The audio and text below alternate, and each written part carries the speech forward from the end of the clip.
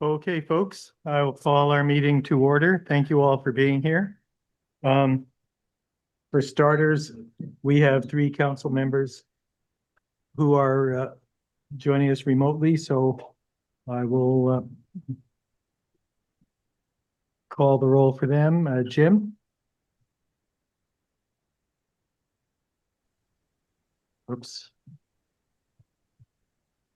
Jim Sheridan, District 3. Bellin? Lincoln, District 2. And Sal. Down Alfano, District 2. All right, great, thank you. Few points about meeting logistics. Anyone who's joining remotely, we would ask you to change your display to your first and last name so we know who we're talking to.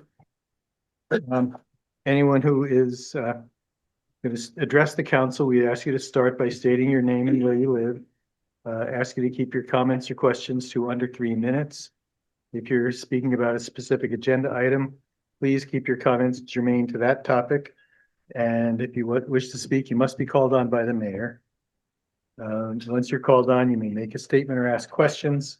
But if you have multiple questions, please get them all out at one time. And if you speak out of turn, discuss non-germane topics, go on too long, you may be interrupted and asked to adjust your comments or behavior. The agenda has been posted. We do not have the materials for item 6, Main Street tax stabilization, in the packet, so we're going to be putting that to a future meeting. And I think that's the only thing that we're changing. And with that, if there's no objection, we can proceed on the basis that that's approved by council.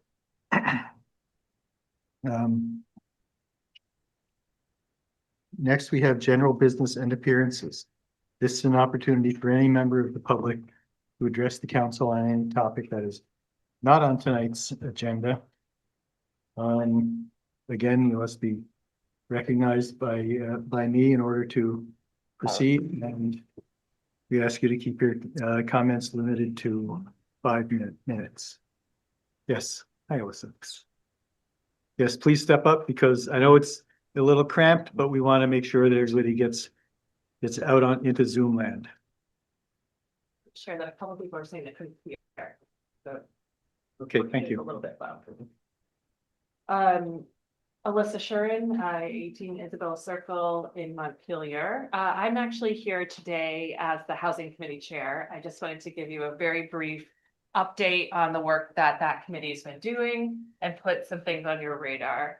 So as you know, there are 9 members of the committee. We've had 3 meetings over the last 3 months and have established at our last meeting 7 top priority categories that we're starting to dig into. There have been subcommittees formed for each of the categories, and folks have gone off, committee members have gone off to do some research and bring you all back proposals. We plan to bring you options at future meetings, likely I would say the February meeting and likely March and April. We're going to stagger the proposals because we want to move these initiatives forward and we want to be efficient with your time and ours. So after we get the research done, if we think something is baked in terms of options for you, we'll come and present 2 or 3 options. We'll look for your directional feedback. Then we'll go back and we'll get a concrete recommendation after that for you to consider. So I just wanted to share that with you process-wise. So we'll get on the agenda formally when we're ready to bring something before you, but the committee is going well, it is productive, people are engaged, and they're moving forward. So I just wanted to put that on your radar tonight and happy to answer any questions if that's even appropriate. Great. Thanks, Alyssa. I really appreciate that. And we look forward to seeing you. Okay, thank you. Anybody else in the room? Steve?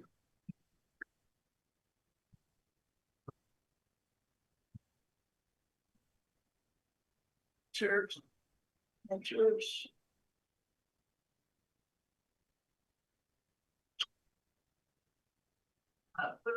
5-minute public comment tonight, which is written directly from the project file sources only.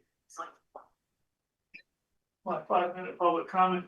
First, I want to speak to Richard And Gouvet. please, Richard Gouvet died after having been turned away from a shelter, probably for alcohol use. And again, there's no excuse for us not having had solutions for people, even if they need to imbibe alcohol to numb their pain of the way we treat folks who are unhoused. We claim our fair and impartial policing strategy, but what it amounts to when y'all claim to not know about it is Kelly sends the goons to go and say, yell at them and say they have to leave town and you can't be on this piece of public land and you can't be on this piece of public land and it's a public safety hazard. Y'all never heard of or discussed any public safety hazard with regard to the people who were camped over behind the electric car chargers. Why would that not be a legitimate topic for council to discuss before you invoke police action? You know, or is it intentional that you allow your manager to be the bully so that you all can keep your reputations clean? You know, it won't work. People see through it. So I'm going to explain briefly why, without my coach notes, why the it's follow on to the action that I shared back on November 21st or something.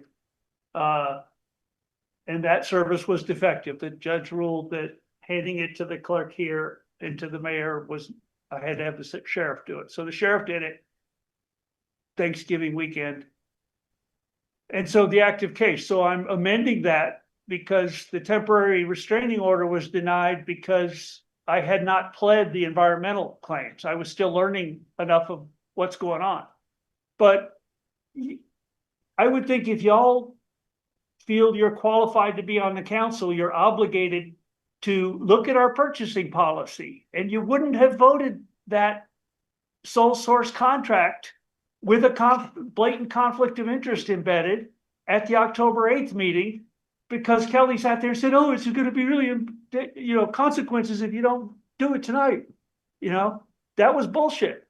And we need to, it's protected speech. Nobody ever went back and looked, even before you took up the open meeting violation. No one went to look at the purchasing policy to see that I was right. So again, the purchasing policy strictly prohibits that kind of thing, right? You could have come out of the executive session and argued that here's the basis for the sole source, here's the recognized conflict of interest, etc. But you didn't do any of that. You just did the whole thing in secret and then violated the law by adopting it. And the litigation seeks to have the judge put a TRO on it and say, you cannot proceed with the RFP. You violated open meeting law. You violated public records law. You violated our own procurement policy. You sole sourced a contract when there were others. And you, ironically, by doing so, you created a conflict with White and Burke that precludes our eligibility for some of the very federal funding sources that were used to justify going after getting White and Burke on board. Because the federal code of federal regulations prohibits that type of conflict of interest. So I don't know who's advising you. It's absurd that a city of this size has a manager that can only call the lawyer when they feel they need to, and otherwise could try to get away with whatever they can get away with. But we can't afford to run that way. This is going to cost us big time. So I have no faith in Ben doing anything ethical about this with his shadow government pursuits and, public speech suppression pursuits. But the other three of you, I still have a little hope for, and Jim and whoever's remote. But maybe I came in under my 5 minutes, but you got the nutshell of it. Thank you. See, but you're correct. It is protected speech, using disrespectful language is one of the things that, in my view, has really poisoned the dialogue in recent years. And so I would ask you to consider that. Anyone else in the room would like to be heard? Yes. Go ahead, you first. Thanks, Sarah.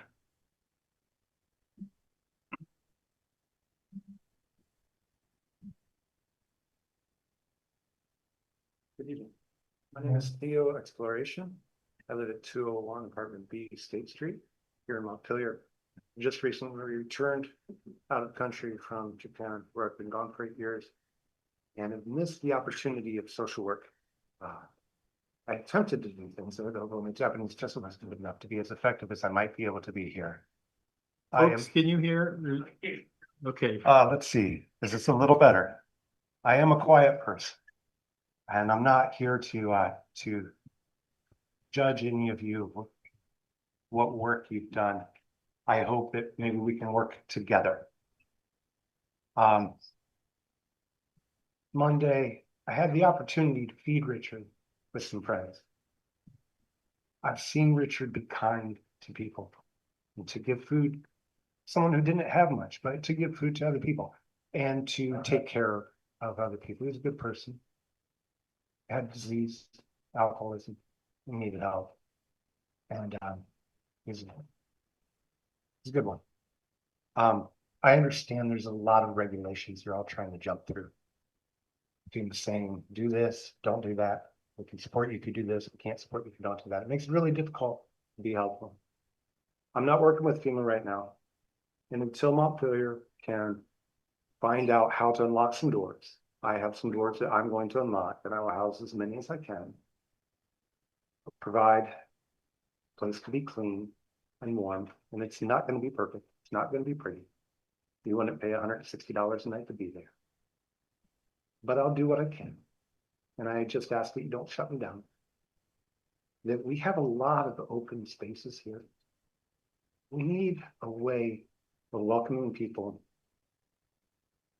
It gives them the opportunity to grow. Sometimes it's a meal. Sometimes it's someone who will listen. And then that person goes off and does something quite wonderful for all of us, if given the time. I'm not going to judge you on your hard work. Thank you for your hard work. Whether it feels like we're on the same team or not, I believe that we are. And I hope that we can start unlocking some doors for people to get them inside so they don't have to die like Richard did. He didn't have to die. It was a policy being followed out by somebody. And you know who I feel really bad for today? It's the person who made that decision. Because they are not, there's going to be a moment where their self-judgment is going to be really hard on them. It's going to affect them and their family, and that ripple is going to be big. So I hope that somebody reaches out to that person to make sure they get the counseling that they need. And hopefully we can find a way to not do that again. Until then, I'm going to start opening some doors of my own, and I hope that you won't shut me down. God bless you, and I hope that we do good work together. Thank you. Yeah. Anybody else? Sarah?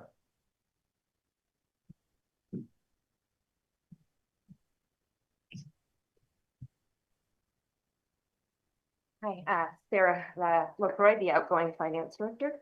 I have prepared a statement that I would like to read to all of you tonight. Thank you, councilors. Tonight, before you begin your budget deliberations, I want to speak about the people who continue to hold the city together. The leadership team and the staff who show up every day without complaint and carry burdens that the public rarely sees. When I arrived in January of 2023, this organization had already been through unprecedented adversity. The pandemic forced deep budget cuts, slashed capital funding, required furloughs, and left our public safety and public works employees working in the field while the rest of us were sheltered safely at home waiting for guidance. They did not get that safety. They kept the city running under conditions no municipal employee should ever have to face. Coming out of the pandemic, the city was hit immediately with severe staffing shortages in the most critical departments. We struggled to hire police officers, dispatchers, public works personnel, anyone. We had to amend union agreements to recruit and retain enough staff just to keep essential services functioning.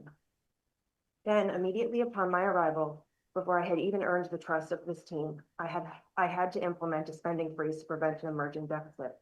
It was a hard ask of people I barely knew, but the team stepped up. They always step up. And then came July 2023. I don't need to remind anyone in this room what the flood did to this community. What I will remind you of is what staff did. Parks employees ran the volunteer hub and mucked out basements downtown. Every one of us abandoned our job descriptions and did whatever was needed.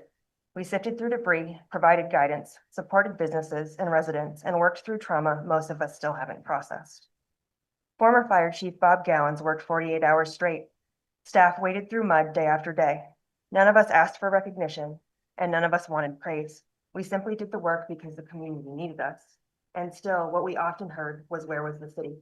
The city was there, head down, covered in mud, doing the work. Then we flooded again the following year. While less severe, there was not a single member of the leadership team that slept that night, knowing what could have been the city's future. Since July 10, 2023, Zach Blodgett and I have lived and breathed the FEMA process. It is arduous, constantly shifting, and at times dehumanizing. We have been assigned 8 different FEMA representatives, 8, none of whom were handed down any information from their predecessors. We have had to retell the story of the flood and relive its trauma every single week for more than 2 years. Together, we have managed over 40 complex recovery projects and fought relentlessly for mitigation funding to make this community more resilient. We have done this because we believe in Montpelier. Following the flood, we developed another deficit mitigation plan and continued the spending freeze. The leadership team found creative ways to maintain services with fewer people, fewer resources, and higher expectations. Kurt and Zach paved streets themselves to keep the July 3rd event safe and accessible.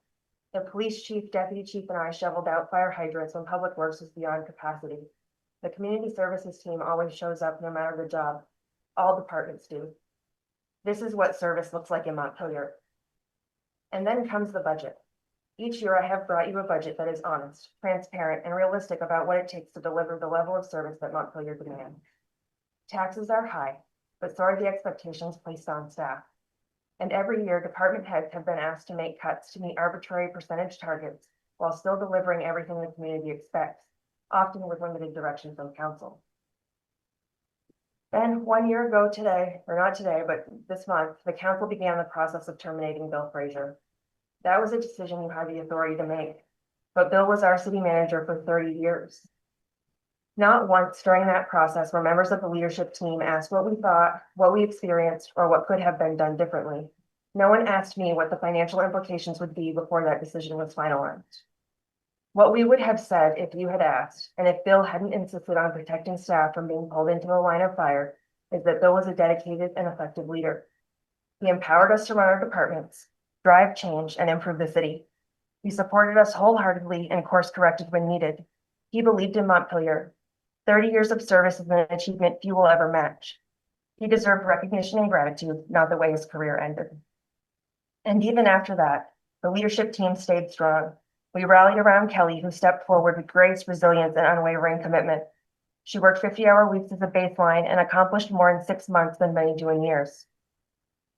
She stabilized the organization, coordinated flood recovery, rebuilt relationships, and moved the city forward.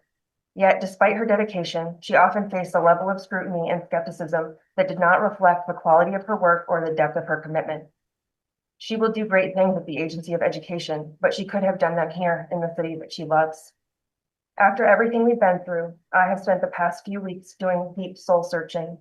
I believe in Montpelier with my whole heart. I love this community, and I have given this job everything I have, often sacrificing sleep, health, and time with my family. I never wanted to thank you. What I wanted was the ability to work hard for a greater purpose without constant criticism or being treated as though staff are simply collecting paychecks. That is not what public service is to this team. The city had the right leadership team to guide Montpelier into a stronger, more stable future, strengthen housing and economic development, rebuild infrastructure, and heal this community, a team cultivated over decades. I suspect many of my colleagues are doing their own soul searching now, and I encourage everyone in this room and in this community to do the same. This is the hardest thing that I've ever had to sit up here and say, and everything I have done here has been hard. I hope that the quiet majority in this community finds the courage to speak up, because I know how painful that can be. I hope that I have made a meaningful impact on this city, but it is time for me to go home to Sullivan Powers and Company, where I began my career and became the CPA that allowed me to serve Montpelier during its most difficult years. And I am grateful and excited to return. My last day will be December 19th. I will continue in a limited capacity to ensure payroll bills and the FY27 budget are completed. But once the budget is adopted on January 21st, I will no longer be available.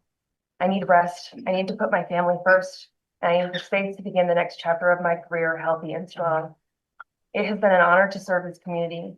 And thank you, Jack, for allowing me to speak so that I can gain closure on my time. Sarah, thanks so much. I can't begin to say how much I appreciate what you and Kelly and all the city leadership team and city employees have done for the city. Thank you. Who's up? Sandy.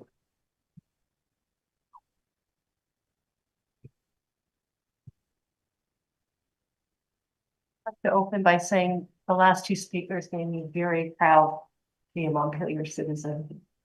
And Kelly and Sarah, thank you so much for your time. Am I allowed to speak super briefly about one of your agenda items about the public input process? Can I do that now so I can go home? Well, this is what, that's kind of the conversation we're gonna have. Right. But this is what we're structured for tonight, but this isn't gonna be the last chance, May I most likely. speak for like 2 minutes and then? And then, yeah, I'll allow that. Thank you so much. I was really glad to see Ben's memo that was part of the packet tonight. And I've talked with a few people about it today. And I do not want to steal their thunder because they may be speaking later. But what's most important to me about being in Montpelier and Vermont in general is our democracy. And I think we do need to make it work so that our volunteers are not exhausted. It also needs to keep being reflective of people input and participation to the degree that it's not extremely uncomfortable. And so I just wanted to make 2 suggestions. One is I really like the idea of being able to speak on an agenda item at 6:30. And I think that could clear the slate with a lot of people. They might go home. And one really good idea that a friend of mine made today is that if you could allow 5 minutes at 6:30 for either just an agenda business or agenda business. And then if someone needs to speak during the discussion later, like, because quite often new information comes up during your presentations and your discussion that we might want to be able to respond to. Maybe 2 minutes could be allowed at that part of the evening. So there would be fewer people and less time allowed. Thank you so much for letting me do this right now. Thanks, Sandy. Go to bed. Appreciate that. Okay, thanks. Anybody else in the room? I've got some people stacked up online. All right, Vicky Lane. Okay. Well, it's hard to follow those things. Anyway, I am so, it doesn't frequently, I have criticized and I will continue to critique and speak my mind on things that happen in the city. But I would like to commend whoever, I assume that it was a city snowplow because it was huge. And I guess they have green lights now on top of them, or at least this one did. Had to have been a city snowplow. I was out, well, now about, an hour, 45 minutes ago, just finishing up the bottom of my driveway. And he came by and I was finishing, and it was so heartening that he did not plow me back in and took pity on this very, very young person in a very arthritic old woman's body, and did not plow me back in. And I really appreciate that he didn't do it. I have to assume, I mean, I don't know of any other plow thing that would have that kind of a big plow like he did. And came down from, I think he was on Wilson Street and came down Berlin Street. And so I really appreciated that. So I would like to commend them with that because it kind of helped. I'm scheduled for knee surgery late in January, and my anxiety about dealing with having knee surgery and snowstorms is a little kind of really was heightened today for some strange reason. And I'd also like to commend the police department because yesterday I got a phone call pertaining to an open door, and they were very kind to help me with that. It was very nice. So, so I'm not criticizing, but whoever it is that was driving that big plow truck, I really appreciate them. It's like Adam 12 who has helped out, who has been kind as well. So thank you. Thanks, Bill. Nikki. Great to hear that kind of appreciation. Well, Dave, sometimes I stand out there and curse them. When the snow pile, and I don't know what I'm going to do come January, but I'll do my best. Thanks. Hey, Dave. Hey, Dave Bellini. Hello, everybody. I'd like to speak about one issue in particular. A few meetings ago, you had a consultant sit at one of the tables. I think it was a cruiser, and they did a staffing report. And following the staffing report, I thought there was great discussion by the council about overtime. So I would like to suggest some action to take care of at least a little bit of the overtime, at least a little bit of relief. I think the fire department was underlined by the report. So I hope there's going to be something that you try to do. So I'd like to suggest this. If you were to hire another firefighter and that position would offset X number of hours, hopefully 40 hours of overtime, you would get that position at a discount. And you would get it at a discount because of the overtime. And because I worked in corrections for 40 years, I know all about 16-hour shifts. You would probably save some money by staff not calling in sick or using unexpected vacation just so they could get some rest. So I'd like you to think about that.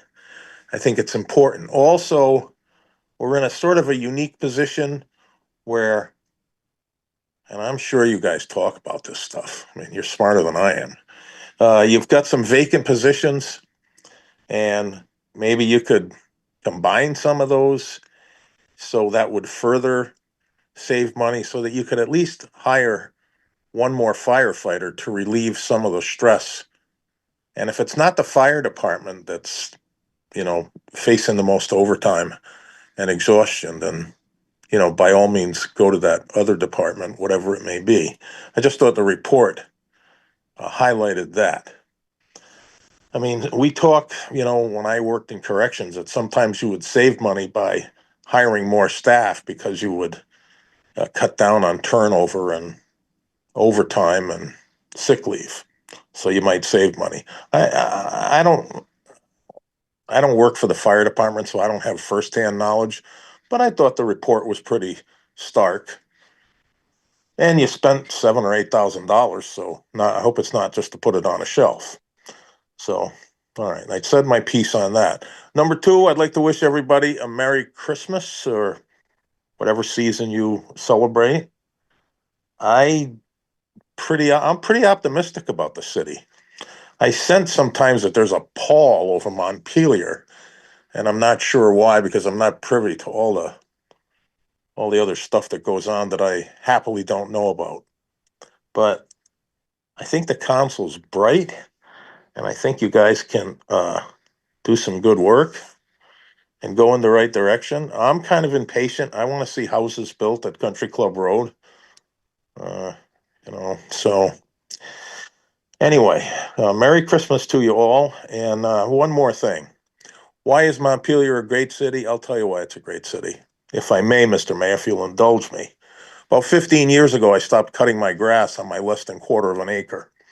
And the reason is because it took so long, because everybody would stop by and we would have a pleasant discussion. I've lived in other places and I've lived in other states.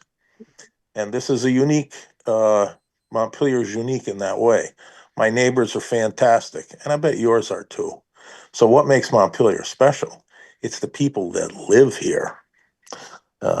So that's it. Thank you for listening. Thanks, Dave. Jim. I would just like to bring up a sad passing of a longtime Montpelier City firefighter who is a neighbor right across the street from me, a good friend in the 8 years since I moved back into the neighborhood, and a terrific human being. And I'm talking about Glenn Merrill. So he passed away Monday night. His wife called me yesterday to let me know. And he was just a wonderful person. He's had a very tough year in and out of the hospital all the time, but I'm sure every member of the fire department who knew him will tell you what a wonderful person it is. So that's all I wanted to say. Thanks, Jim. Chief Libby is here. I'm sure he appreciates that. Ken. Good evening, everybody. Ken Russell, Director of Another Way in Montpelier. I just want to talk about how we treat each other. It's easy to be a critic. And I identify with Sarah LaCroix's comments about the hard work of people working in the city. Folks might disagree with each other. We might find systems are broken and badly in need of more energy and accountability, but we can treat each other well in the process and acknowledge the hard work everybody's doing. That's all I want to say. Thanks, Ken. Zach. Good evening, Zach Hughes, Montpelier. I wanted to talk about a couple things. First, I wanted to thank Sarah for her service to the city as well as Kelly, and wish them well. And very impassionate, very passionate statement there, Sarah. I appreciate that, and certainly we'll be doing some soul searching here as well.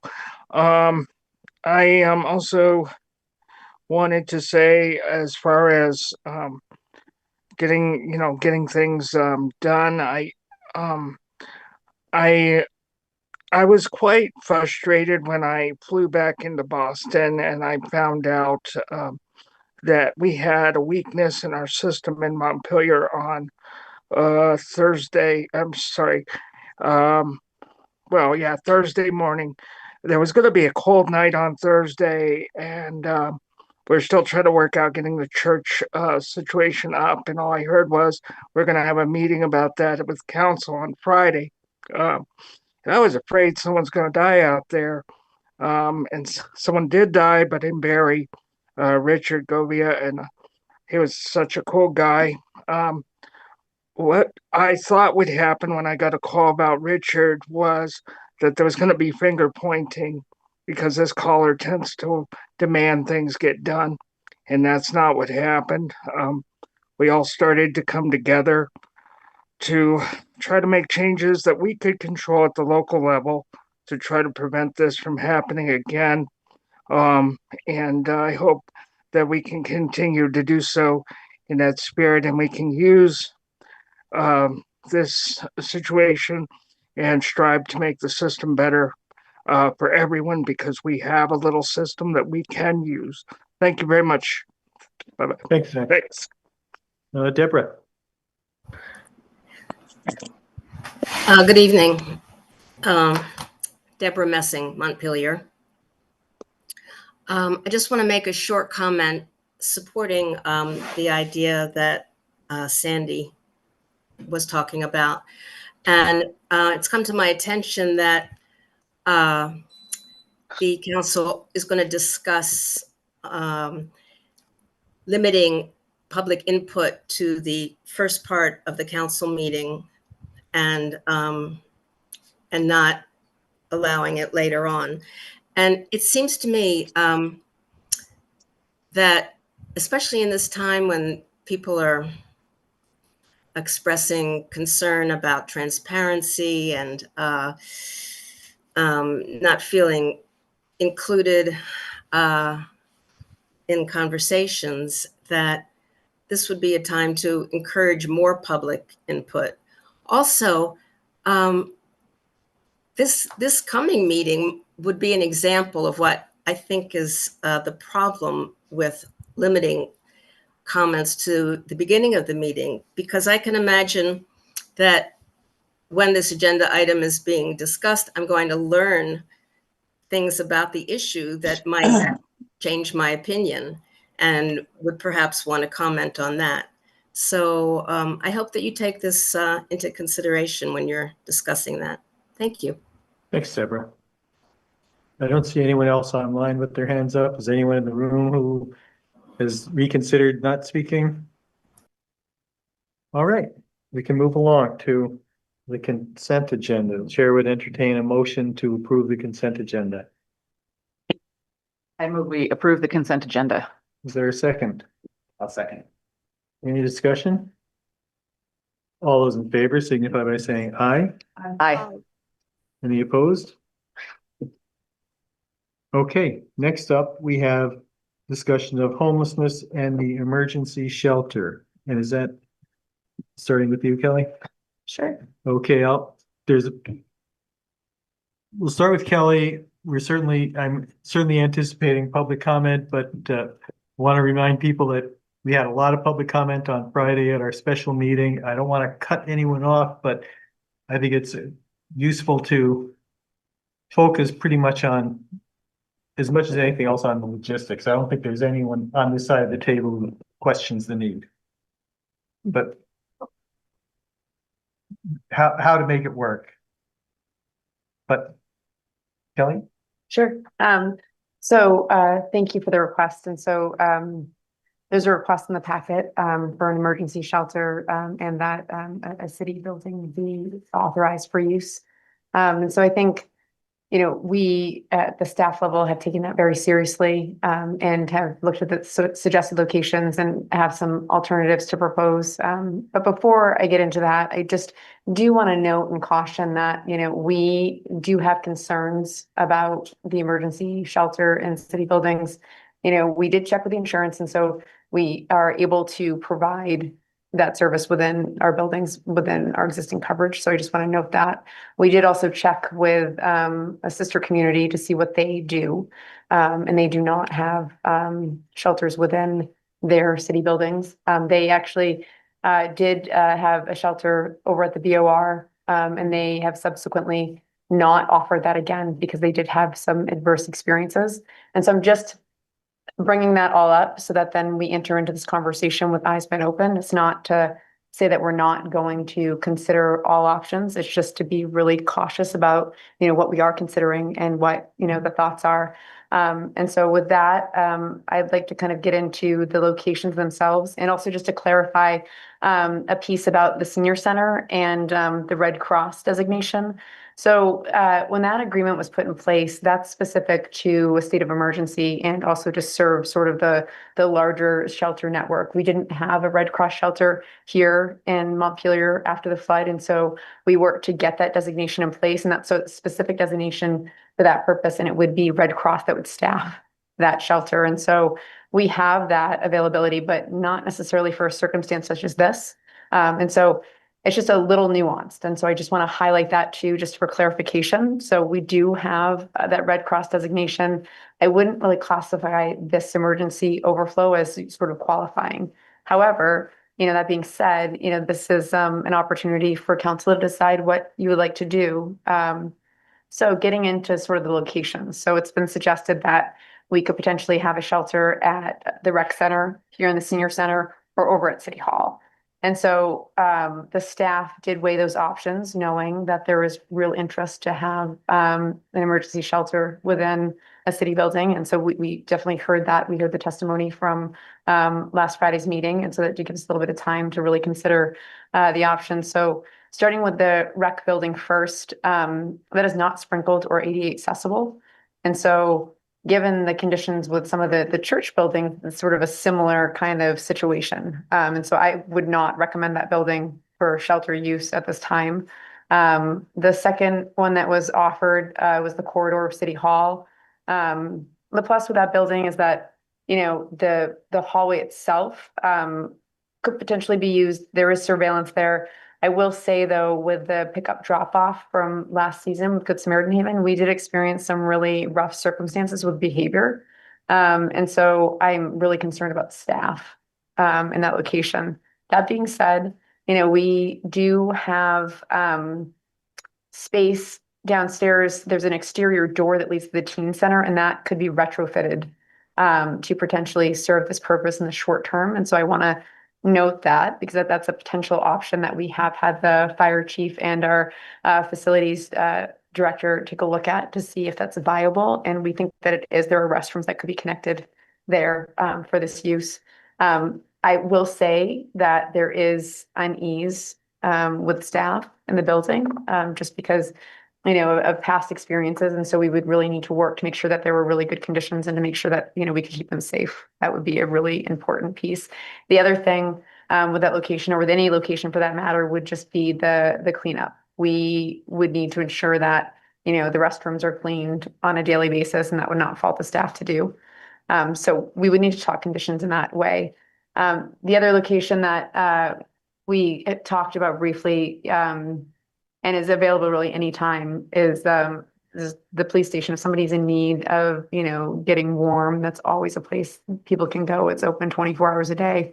And I know that's maybe not desirable for some, but just also mentioning it, just because, if you are in need and, you need to get warm and it's kind of a life or death situation, maybe perhaps that might be an option, just putting it out there. And then the last location that I'll mention, which was part of the suggested locations, was here at the senior center, which we've already kind of gone through the Red Cross designation. And I also you do have a statement from the senior center director in your packets. And this location is tricky just because of the way the building is set up and also all the programming that happens here. And one of the things that was really needed was to be able to store supplies. And this building is really limited on storage. We are very fortunate to be able to utilize it for meetings and things of that nature. But I think we would struggle to accommodate a shelter in this location and also all the other things that go into this space. There are also residents here. And so I just, it's maybe in terms of the level on the priority list, this probably would not be the location that, I would put high on the list just from a staff perspective. And the other location that we also have is the transit center, which I did reach out to them to see if there would be interest. And I haven't sort of really sussed that one out, just between now and Friday being sort of part of the budget season. We've been really, really busy. So the transit center.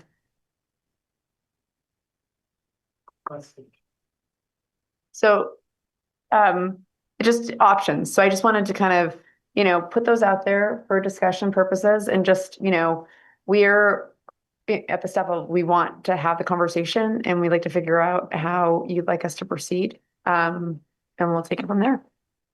Thanks, Kelly. Corinna, or Corinna, go ahead if you have questions. Okay, why don't you come up to the table? Because we want to be able to pick up whatever you're saying. My name is Corinna Sawyer, and I just moved back to Montpelier about a year ago. I'm very fortunate that Nat Frothingham and his daughter Hannah are renting me and also have extended hospitality there. And agreed for my husband Joseph also to be there, although he's not living there right now. In Nat's house, so there's an apartment that they made on the first floor, so that's very fortunate. That's small housing for now. I feel really fortunate to be back in Montpelier. Okay, enough about me. So I have a question about and I think I know the answer to this. So our old teen center in the basement, that's an interesting location. I think maybe there's some kitchen facility there too. I'm not sure what's still there for kitchen facility. There's some kind of thing I remember because I remember visiting some recent year when they had an open house. But I helped Rebecca Power build the original basement teen center there. My other question is it true now that our old teen center is not there now? The teen center is now in the basement of the library, right? So that's a space that is not currently in use for anything other than. Well, if I might, so the basement of City Hall is it's still flood damaged. And so if we were to use that space, we would end up repairing it to use it for this location. So the kitchen is not there at this time. How damaged is it? What's it like there now? So it's all dried out. It's missing drywall. It's that kind of thing. So we'd be putting up drywall. We'd be retrofitting it for the shelter. So that won't be ready tomorrow or tonight. No, it wouldn't be. And so we probably likely would need an alternative location until it is ready. If council would like us to proceed with that, though, we did touch base with a contractor and could get that up and running pretty quickly. But it would require some work. And do we have a cost estimate? Yes, we do. So it would be approximately $10,000 to get that squared away. So that might be one good location. I think empty available real estate is also a good idea.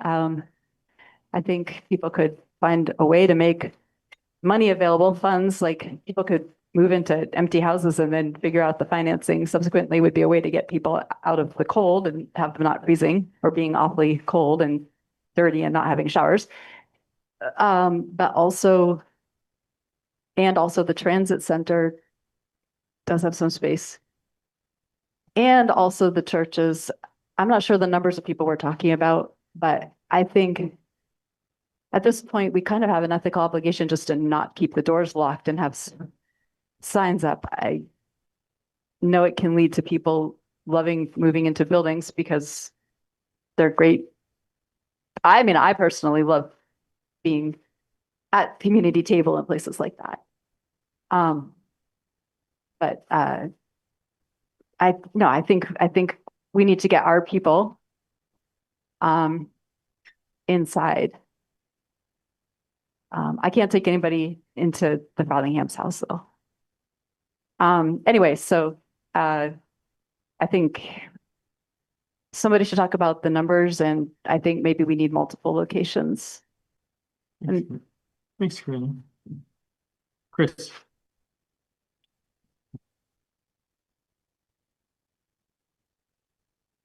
Chris Lumbrough, Sustainability Facilities Coordinator for the city. I'd just like to issue a little correction to what Kelly said. It was, as you can imagine, things have been absolutely crazy at City Hall, and Kelly and I did not get a chance to touch base on updated information. The $10,000 estimate was a initial estimate for just the carpentry portion of the work. We're going to be adding some doors as well, and it's more like 12,000 for carpentry. And I'm guessing 5,000 for electrical to get put back in there and straightened out. And there's also some alarm work. So we'll be in the upper teens, I think, when we're done fitting the space up. That includes both bathrooms, both downstairs bathrooms. It will be connected to 2 bathrooms, yes.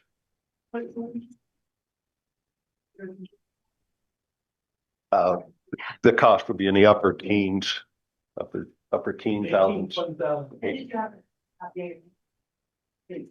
No, I'm here to do what council directs us to do. Thanks, Chris. Beth Ann.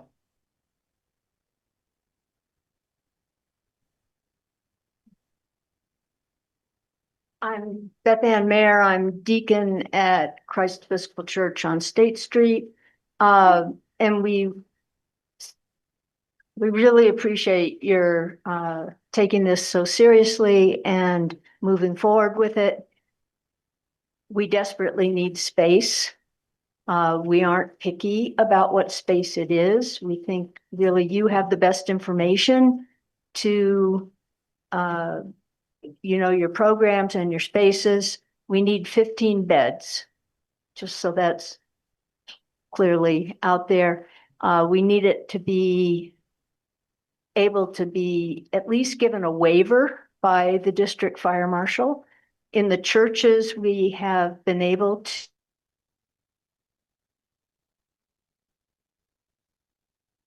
without sprinklers and without a fancy alarm system. All we've needed is a hardwired smoke alarm where the smoke alarms are wired to each other and carbon monoxide sensors. So it's been doable. The concern about accessibility.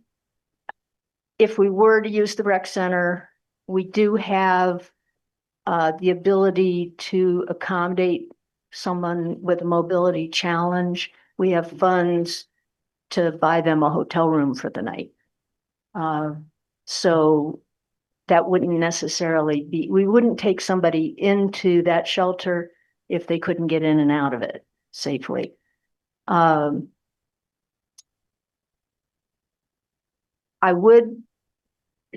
We're kind of excited about the possibility of the teen center. We think it's an accessible space. It's well known. It's easy to get to for people. And maybe I'm a little out of line here, but I think we have the possibility of getting funding to make those changes that you need down there. If you were to do that, we would need a commitment from the city that it could continue to be a space into the future used for overnight shelter. So we really appreciate your taking this seriously. Our need is that we need a space by the middle of next week. We need a space within a week. We have the Unitarian Church until another shelter takes that space, which we're very hopeful will happen within the next week or so. And I lost my thought there.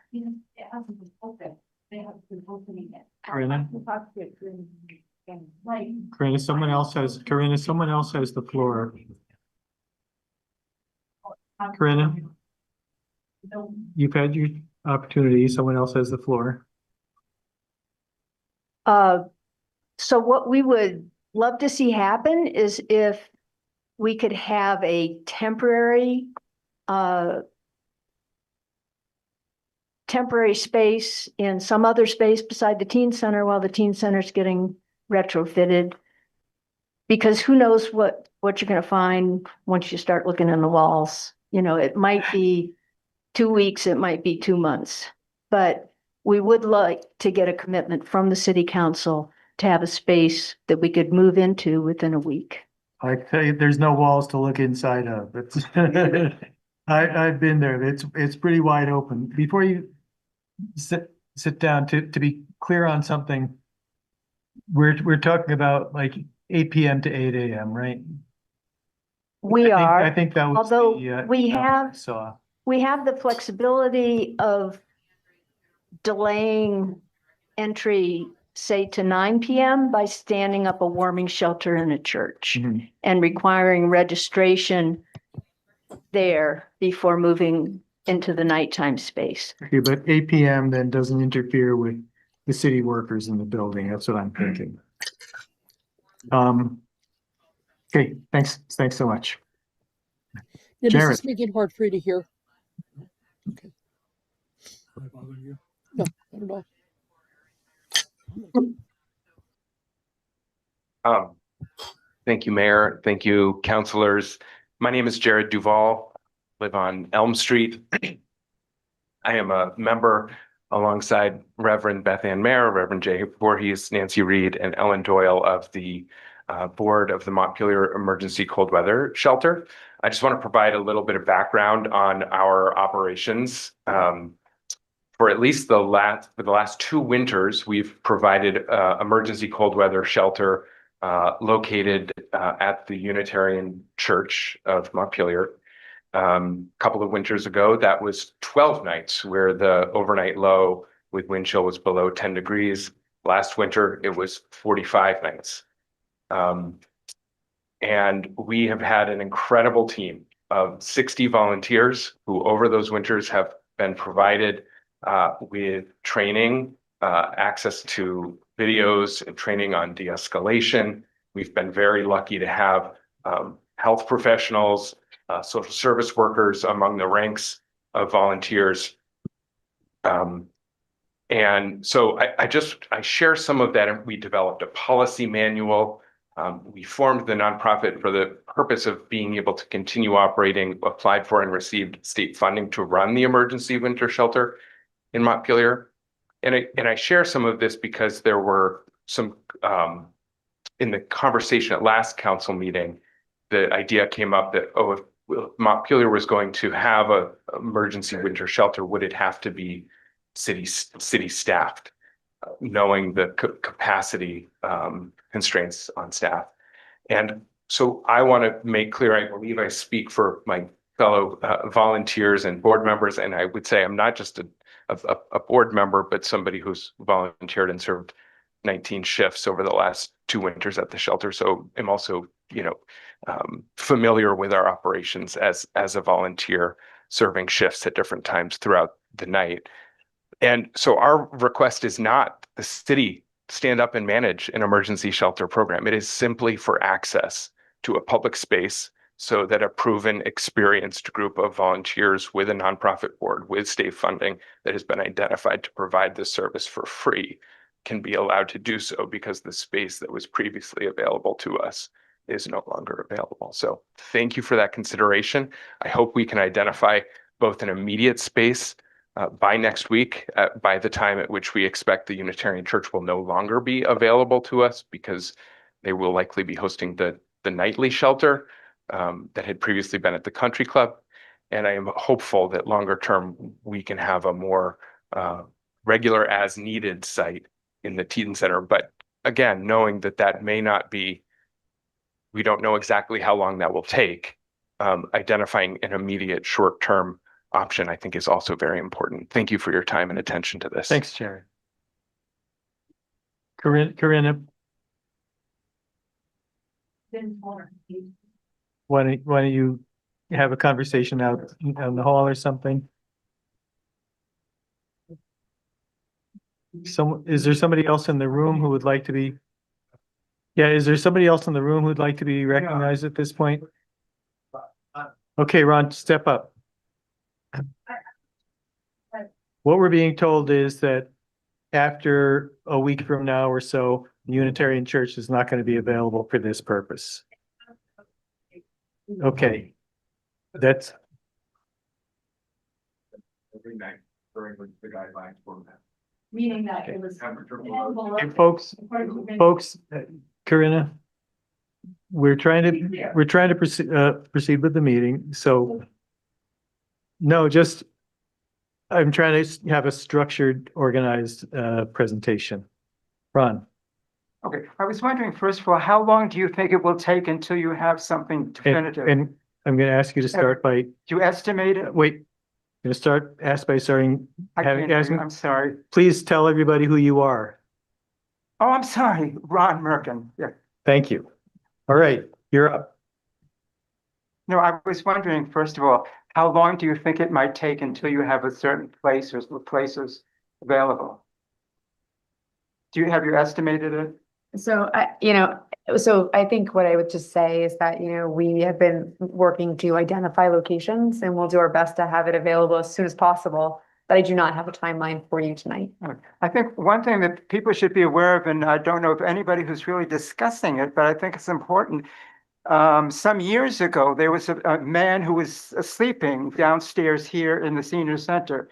And one time he left a lot of debris around that attracted some I don't know, something or other. But eventually it worked. It became a huge problem because there was a tremendous war there. There was a lot of I have to explain something. I am the prime. I am slightly oh, I can't remember the name of it. Alzheimer's, and so sometimes I can't find the right word. So you may have to have a little compass with me. Okay. But anyway, what happened is there was a tremendous it didn't work at all because nobody could use it anymore. And it was very dangerous down there. So I'm just bringing this to the attention because I haven't heard anybody talk about that. And I think it's something that should be really kept in mind if you're looking for a place that nobody that I'm aware of has even thought of. It was many years ago. The senior center was finished. You couldn't step in there. It was, and we had another place just a block away here at the school, but it was not really sufficient and so forth. Eventually we got it back, but that was an awful lot of money, and we had to be fundraising, which I did also and whatnot. So these are things that I should be kept in mind, but I haven't heard anybody allude to them, not one word about it. I think it's good to keep that in mind, not only because of what I'm saying, because we need a place, but it is in some people's minds who are quite old and they've been at the senior center for many times and don't think that they won't be thinking about that if you are talking about the senior center. They worry about a lot of things, and so do I. There's one other thing that I brought up just about myself. I'm extremely allergic to people who smoke. And upstairs, I live upstairs. When they're down there smoking, for some reason, it comes right in through the, and I have to start coughing, and eventually I have to go out. Usually, if anybody is sleeping there, whether it's legitimate or not, they have to, they smoke outside, right outside here. And I'm really, just for myself now, don't know what I would do because I cannot breathe when the smoke comes in. So these are a couple of things that I hope you will consider when you're doing all this. It's a serious thing for all of us older people. Thanks, Ron. Yes. Okay, thank you. Thank you. Sure.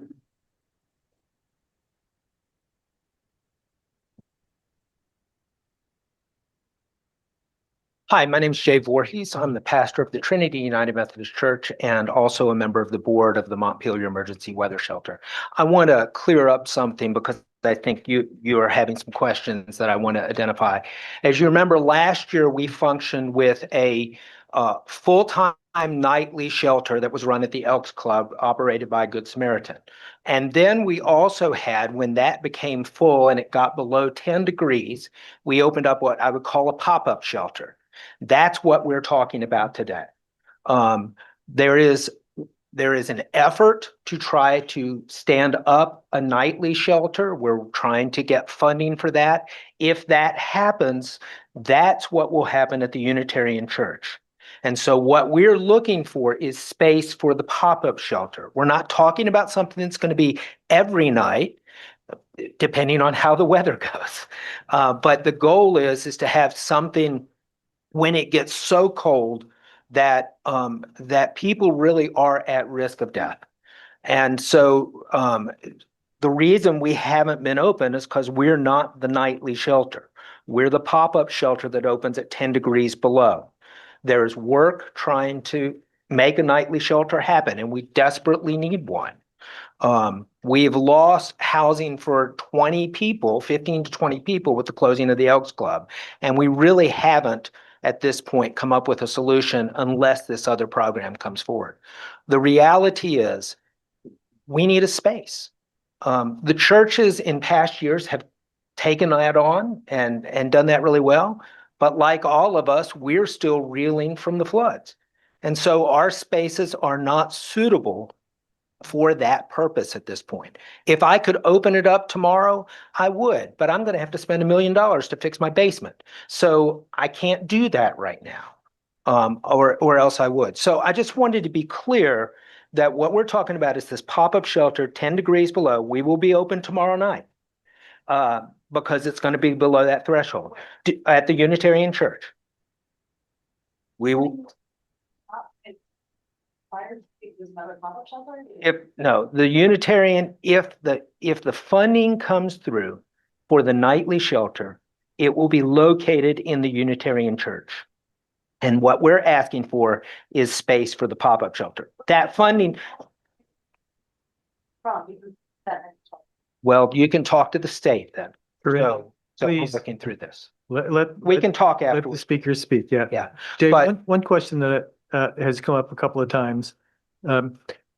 How is cleanup at the end of the night handled? The staff takes care of, our volunteer. volunteer staff takes care of all of that. We do have a full-time, not a full-time, but we have a part-time coordinator on staff that is paid this year that will be coordinating volunteers and making sure that happens. We have a volunteer person that that looks at the various ways of making sure that things are cleaned and operations are done well. Great. It is people that really care and want to try to do the best they can. Thanks. There are a couple of people online who've had their hands up for a little while. Vicky. Yes, I think, I really think that the teen center location is an excellent choice. It does have that door out there. I can't remember if there's a step down from that door, but that could be dealt with. I just think that's an excellent idea. And I hope that we could fast track that. And there may even be volunteers that would volunteer to help with some of the contracting stuff under the direction of a licensed contractor. Go get the nails, or hand me a nail, or whatever. So I really encourage. That the teen center idea is the most uplifting thing besides the snowplow guy. Uplifting thing I've heard all day. That's a great idea. So Thanks, Vicky. Emily Seifert. Hi, thanks. My name is Emily Seifert. I live on Greenfield Terrace.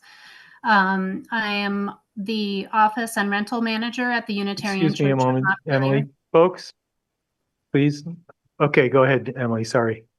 Okay, thanks. So I'm the office and rental manager at the Unitarian Church of Montpelier.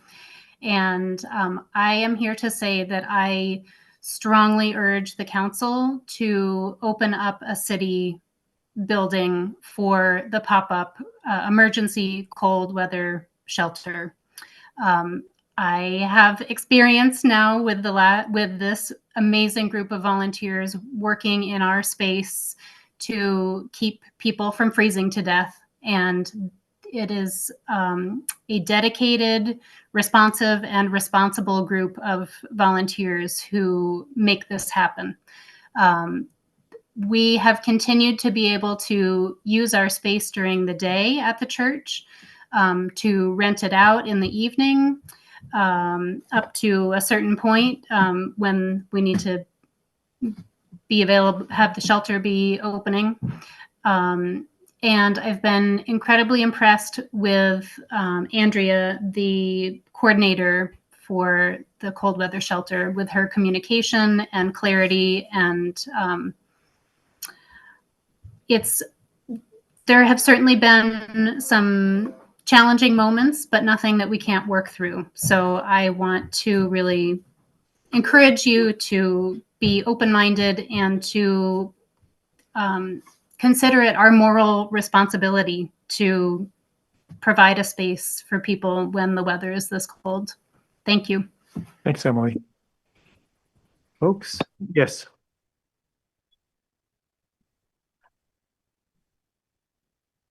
I'll be very quick. Nancy Reed, I'm on the Emergency Cold Weather Shelter Board. Two quick things. First of all, we have in our budget money for professional cleaning for the morning after. So And that we haven't had money for professional cleaning, but that happens. We can guarantee it'll be cleaned in the morning. Another thing is the hours are 8 to 8, but they're not static. We can be flexible about that time, and we have been flexible when things have happened at the Unitarian Church, and we found a place to be. They went last time to the Trinity Church until it was open. So that's not a fixed start and stop time. And I'd also like to just hats off to Emily and to Joan and the team at the Unitarian Church for stepping up and providing the services the last 2 years. It's hard for them. They have a lot of things going on there, and they've really worked hard. Thanks. Okay. Ken Russell. Yeah, I really appreciate hearing your openness to problem solving on this. We see folks every night who have to close at the end of the day and send off into the night. So, and here to the hardworking people in the churches. So thank you. Thanks, Ken. Ken Russell, Another Way in Montpelier. Over. Gotcha. Anybody else in the room or online? Steve.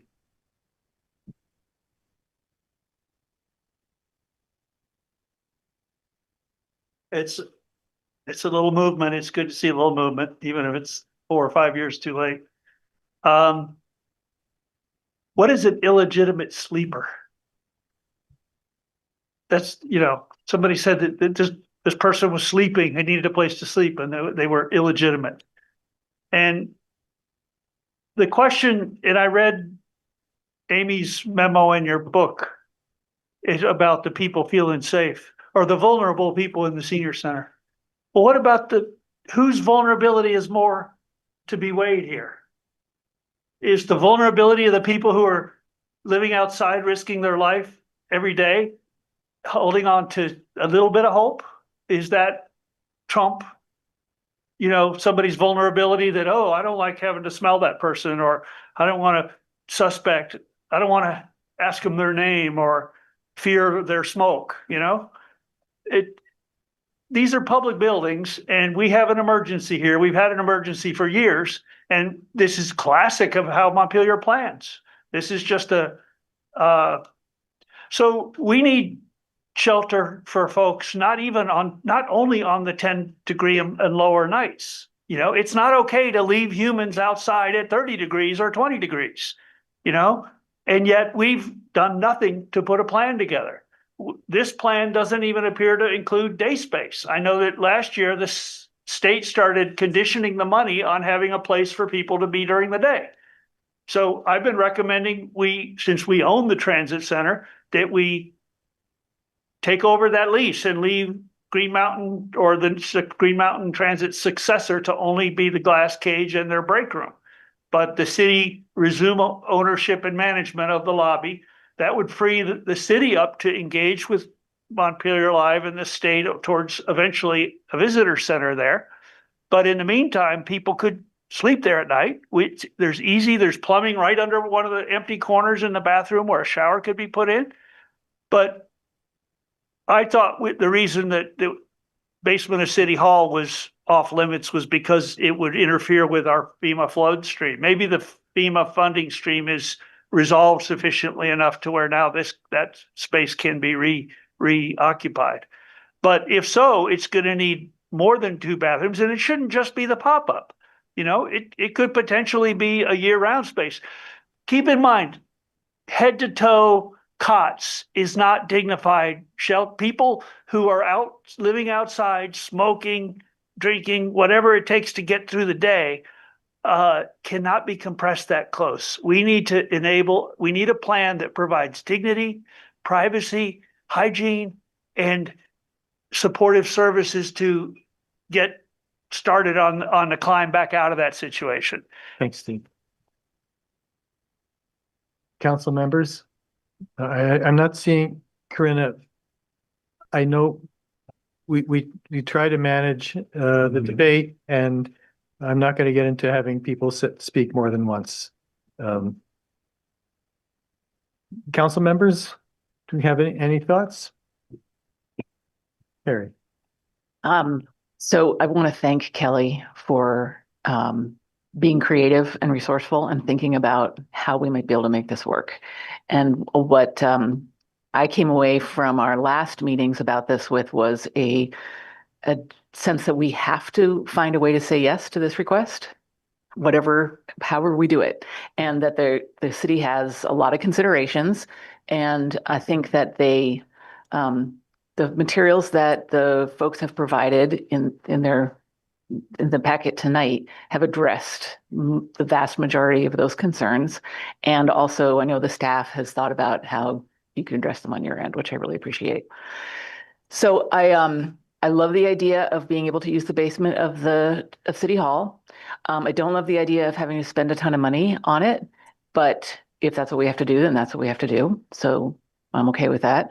I don't think we could commit to having a long-term shelter there because the whole building is being redone and, we don't know what's going to happen with that. So, but if there's some other way to do some fundraising or to get some money to be able to, to do that so that it doesn't all come from the city, that would be amazing.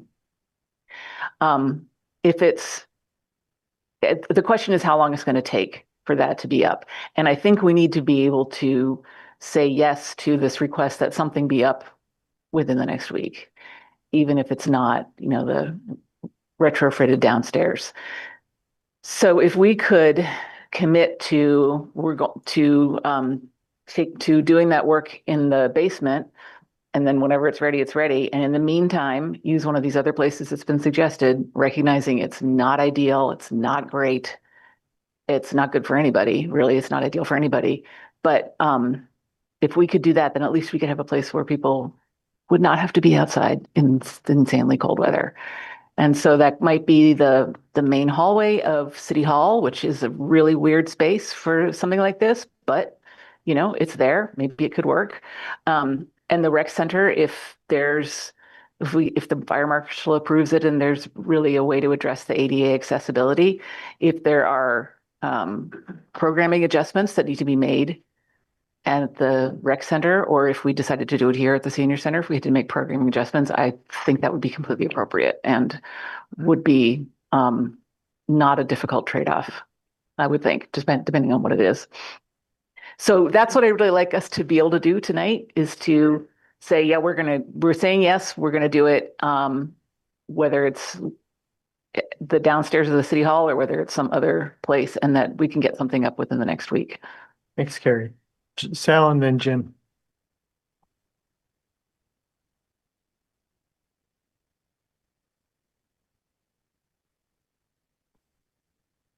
Sal, looks like you're still muted, but should be able to unmute. I'm sorry, I was about to say just about everything that Carrie said. I've never seen the teen center, but what I know of the other locations, it seems like the best option. My concern is the 7-day, the 1 week is tricky. And I wonder, but I would still think we ought to find a way to say yes to that tonight, including providing a budget for it. And I guess I'd like to explore, maybe Chris could give us some idea of how long it would take to upfit it minimally so that it could be actually used, even if there was additional work that had to be done. Could it be phased somehow? Could we work 12-hour shifts or something? I mean, there've got to be some ways to speed it up a little bit. Thanks, Sal. Chris, do you have any thoughts?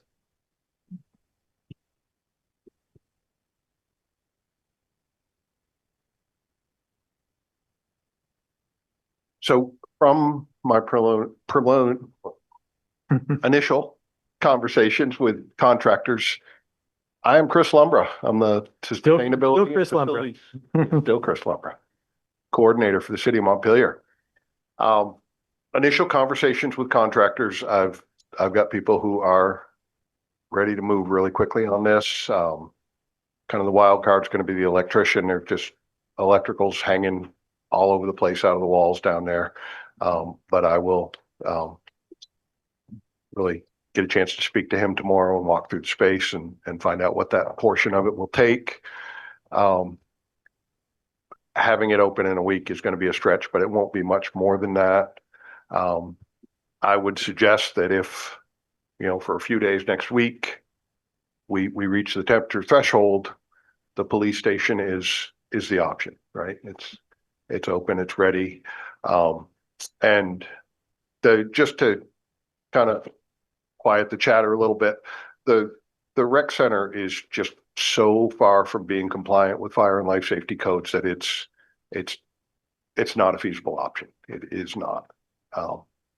So given your approval, given funding, we're ready to move really quickly on this, and we will continue to do the very best we can to keep this moving forward. Thanks, Chris. Just a real quick clarifying question, Chris. Absolutely. How many beds can fit in the community room at the police center?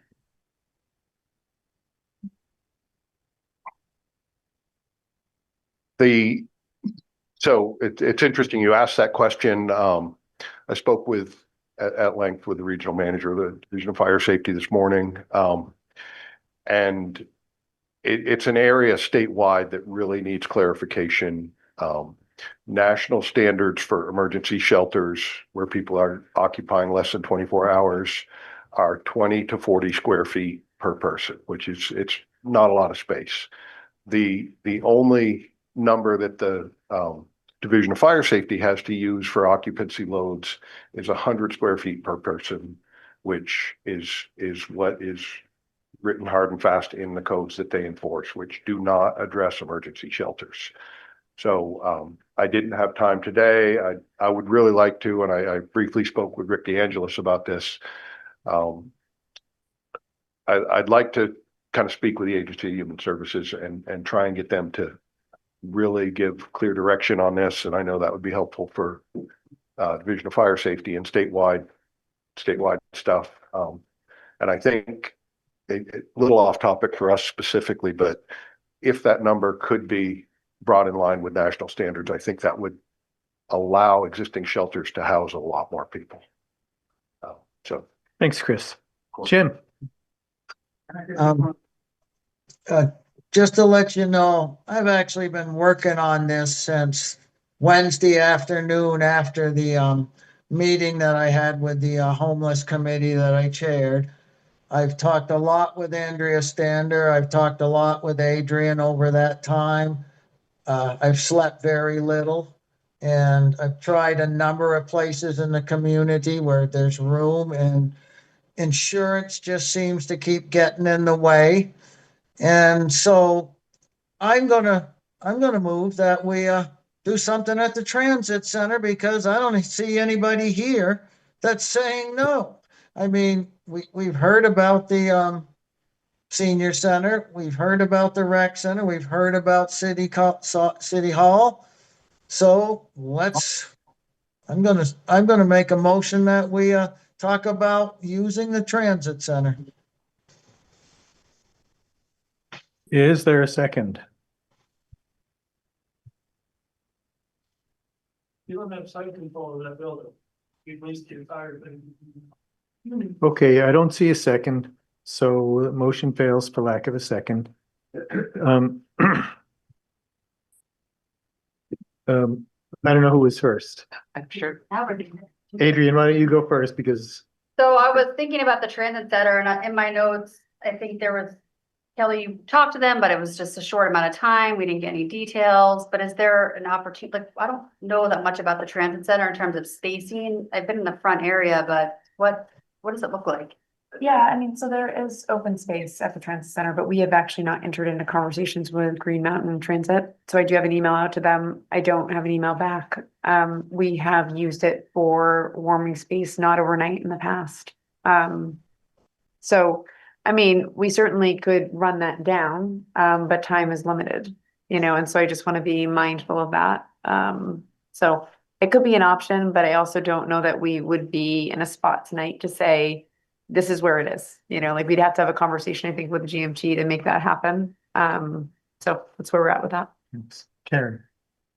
Yeah, just along those lines, I was going to say the transit center in some ways does seem like an ideal place, but I recognize we can't just say do it tonight.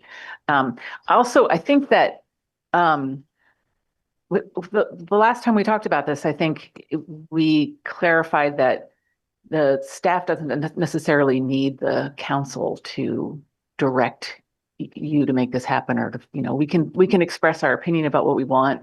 We can say we want to have the city open up someplace and then leave the details of where exactly that is. Like, we don't have to get all the details worked out by the city council. The staff can do that. That's what I'm hoping for anyway. Well, except if we're gonna, if we're gonna do what I think is the most promising idea, which is at least for the rest of this winter, to do some renovations to the teen center, that involves doing physical modifications to the building, and that involves spending money. And so I think if we're gonna do that, then I think it takes a vote of the council to spend the money to do it. But and Sal, you've got unless you're responding directly, Sal, go ahead.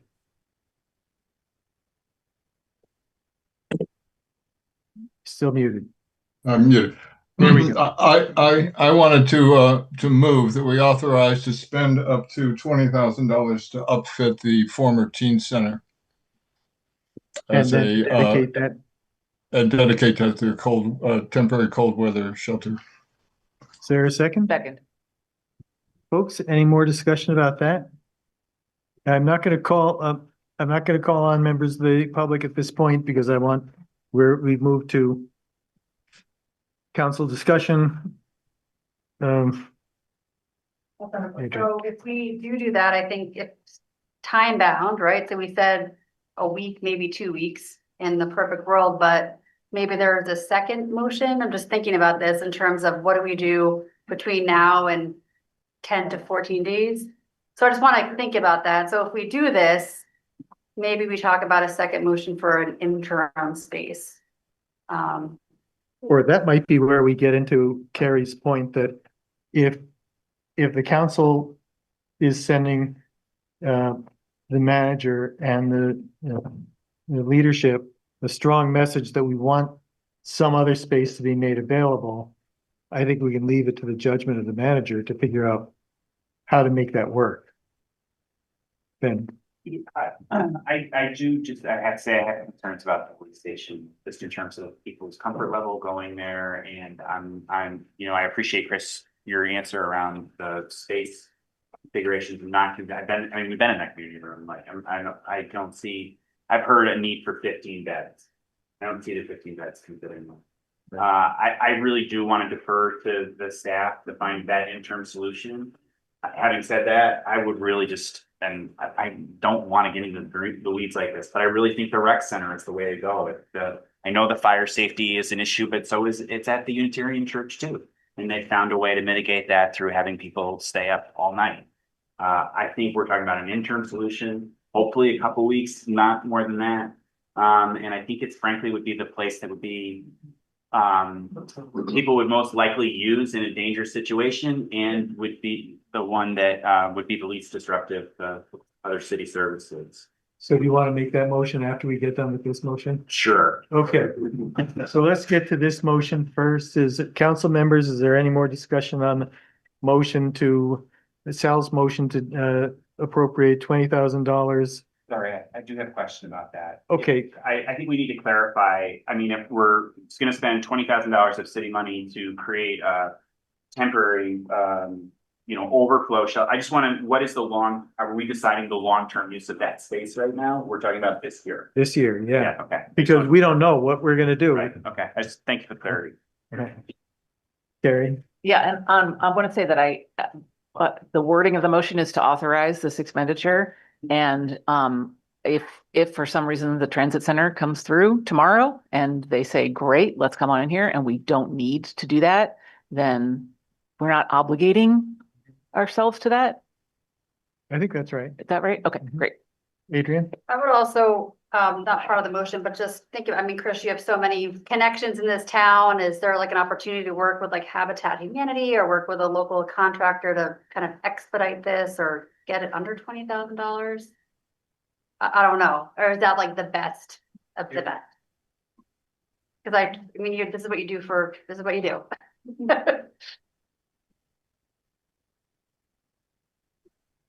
Given the time constraints, I think trying to build partnerships like that and leverage volunteer ism is really gonna gum up the works and slow the project. Okay. It's, You know, that yeah, saying, it honestly, good, fast, cheap, pick two.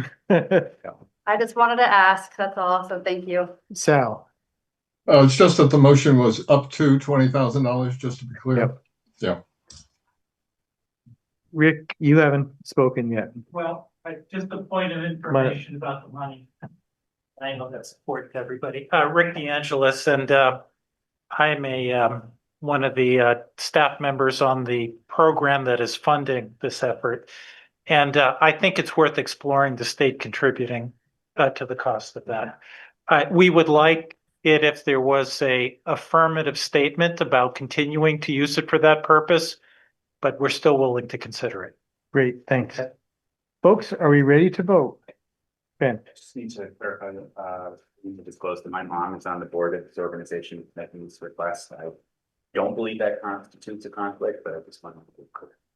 You're not getting rich off this. No, and I don't always do what my mother tells me. All right, folks, we have the motion. All those in favor signify by saying aye. Aye. Aye. Any no? All right, thank you. We've got this. Were you gonna make a motion on the rec center? Yeah, I will, you know, I would encourage, you know, honestly, I don't know that I will. I really want to empower staff to find the best possible solution. I also just want to voice my concerns about the police station not having enough beds and might not be the place that people are going to be willing to go. But I don't necessarily feel the need to. Okay. All right. Thank you, everybody. Tough conversation. I think we came out in a good place. Thanks, everybody, for coming out. It's not a fun night to be coming out to a meeting. And we can move on to the next item, which coincidentally also has to do with homelessness. And this is the charge and composition of the homelessness committee. And are we having Jim kick this off? Jim, are we having you kick this off? Well, if do you want Zach me? is, if Zach is still here, Let's hold off for a second. There's a lot of shuffling around in the room. Want to make sure that people can be heard.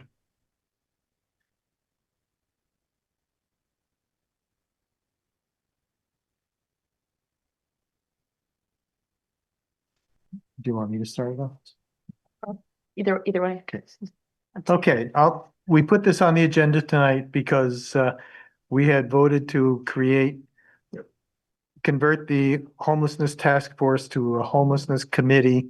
And we had scheduled this and asked the homelessness committee to come back to us with a charge, which the council would then approve. And we, until yesterday or today, I don't think we had language from the committee, and then we got language from the committee. So I think that's what we're here to talk about tonight. And so, Jim, do you want to go from there? well, is Zach still online? Yeah, I'm still Yes, he with is.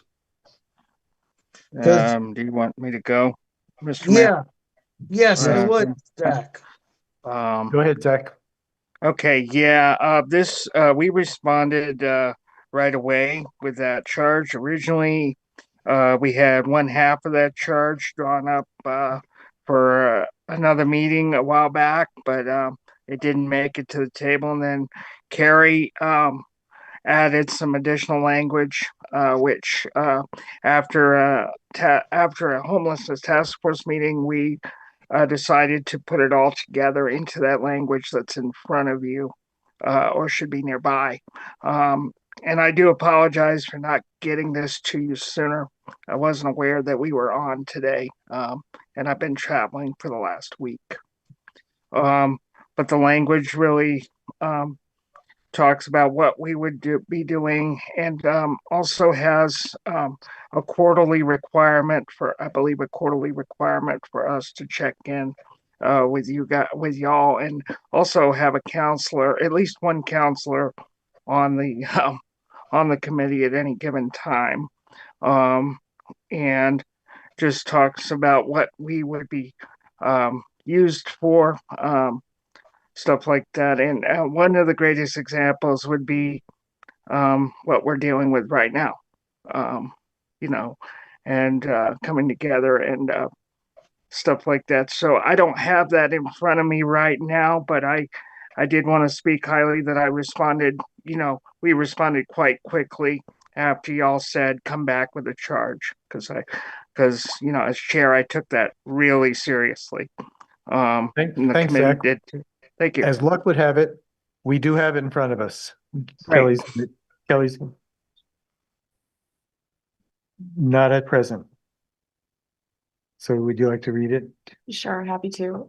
Just for people that are in the room and online, this was sent to us, and so I'm just gonna take it from here.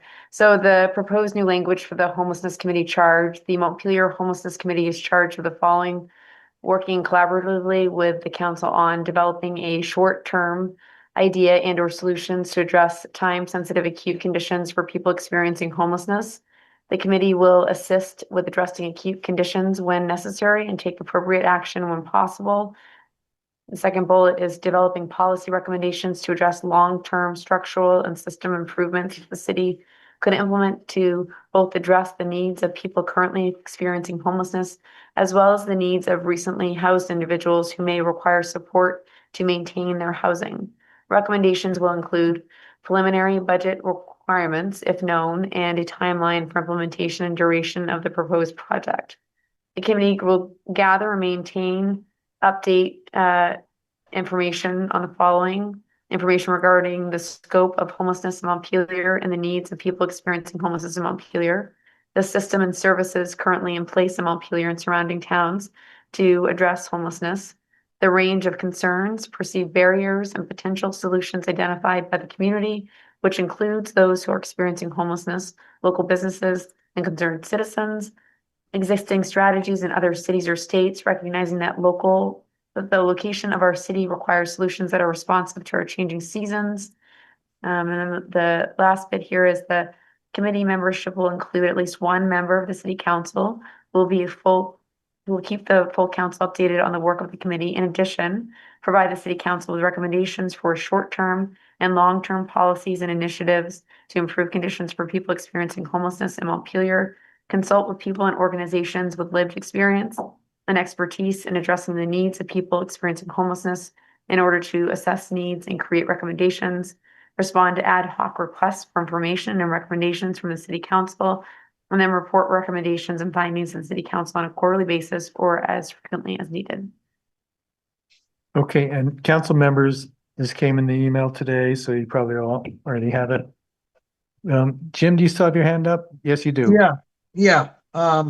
I would just like to say that I have been, ever since I was assigned to this committee, I have been to every single meeting. I actually chaired the last one because Zach couldn't be there. The only time I missed part of it was when the city council scheduled a meeting during the same time. And of course, so I went to the city council meeting. So I would ask that not happen again, please. But I'm committed to this group. I would be willing to take on giving you a report whenever it deems it should be necessary, because I plan to definitely attend every meeting. Adrian. One of the things, so thank you for putting together this charge. I think it's important for every committee to have a charge, and I think it should also be, in the world that I live in, some type of goals that are data-driven, time-bound. So I do like that we added quarterly. So, a couple questions here. I would like there to be a quarterly update on all of these. So, come back and say, what were the ideas and solutions, right? So think about the data collection process on how you're going to collect this information, how you're going to document it, and then how you're going to report it back to council. Because I think it's important. Like, this is what you're proposing in this committee charge is sorry, this is the words I use, it's like a current state analysis, like what is happening right now in the landscape of homelessness. And so I think it is important. There's a lot happening in central Vermont. You know, I don't know if we want to, there's a lot happening in central Vermont. So I think it's important to collect this information, report it back to city council, but then also come back with recommendations on what types of policies may be missing. How do we strengthen current policies? You know, one of the things that I think is missing from this is some type of charge or, I don't know, bullet point on partnerships. I don't know what that may be, but there's a lot of groups that meet in central Vermont, between the hospital, public health. We have the situation table. We have, you know, the churches. There's all these groups that meet in central Vermont, which is lovely, but it's a huge risk because they're all meeting in these separate groups. And so I don't know if the homelessness committee, you know, can kind of organize that, if that's too big of a charge, but I think doing that landscape analysis for us to say what organizations are meeting, what are they meeting about, you know, what are the opportunities, what are the gaps, and then I think that could also help clarify what this committee charges after this quarter. Because I know I am not very clear about all the different partners and what's happening. So that's just some feedback, I think, for this group, just to take this as like an official charge, official first step. What does the first quarter look like? And then what the report looks back to council. Thanks, Adrian. Barry. Perfect.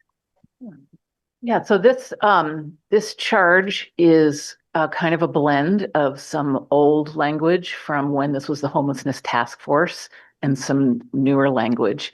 And I think, I mean, I wrote the last 4 bullets, and they weren't necessarily, they were just a draft. It was just thoughts, but I was not envisioning that they would be combined with a lot of other things. I was trying to keep it really simple. I was trying to keep it to something realistic, and also moving away from the task force nature of the original work, which was, we need you to get this current state that we were talking about.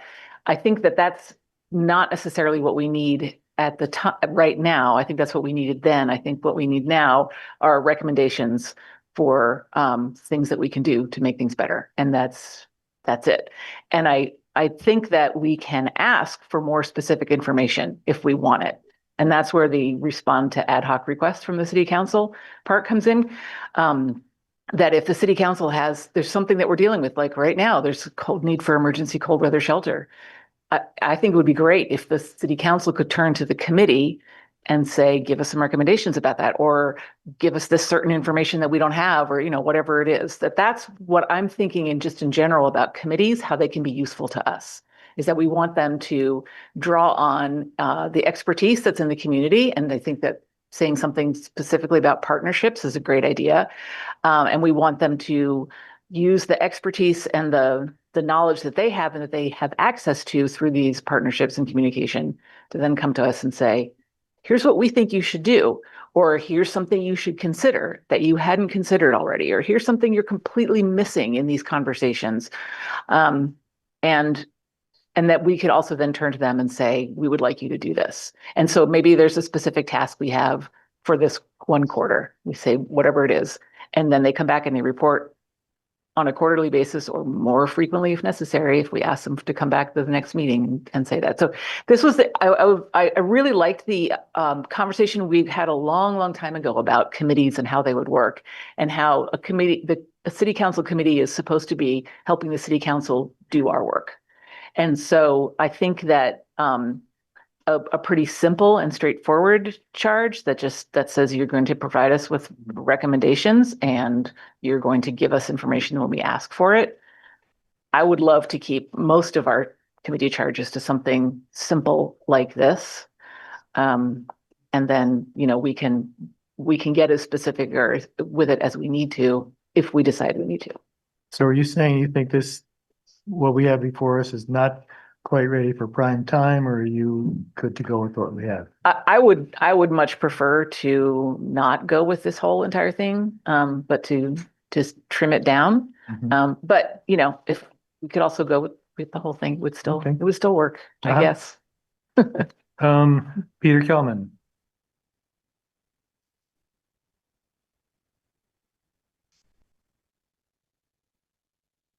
I'm muted. Am I unmuted? You're unmuted now.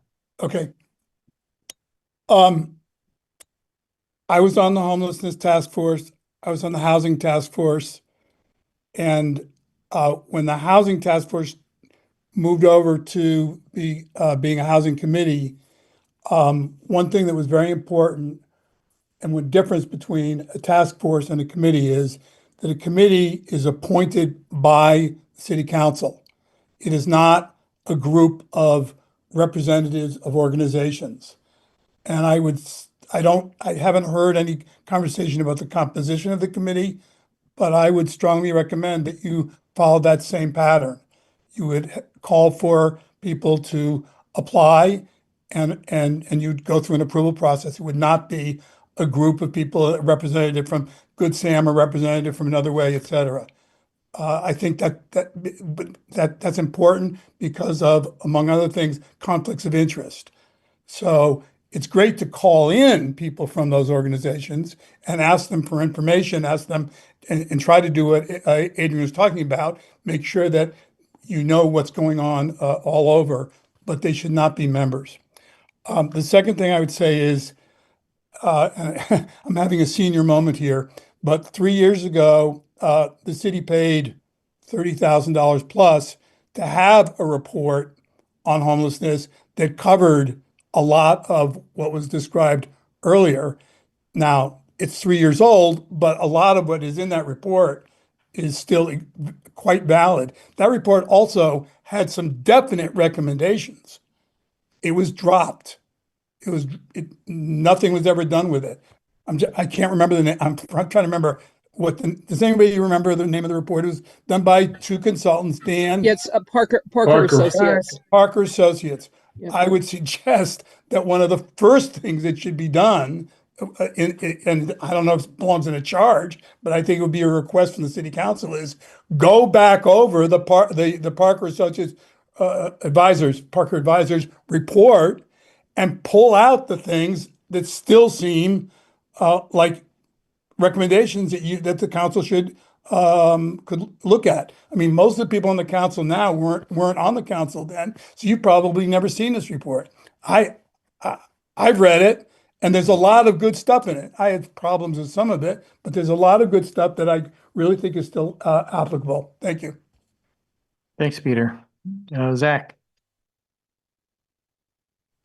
I just wanted to respond to the notion that we had representatives or any representatives from different organizations on the committee or the task force. I'm certainly not paid to be there. And this has been a controversy for some time. I get it, but I am here as a Montpelier citizen, and I believe that the other folks are there in unofficial capacities.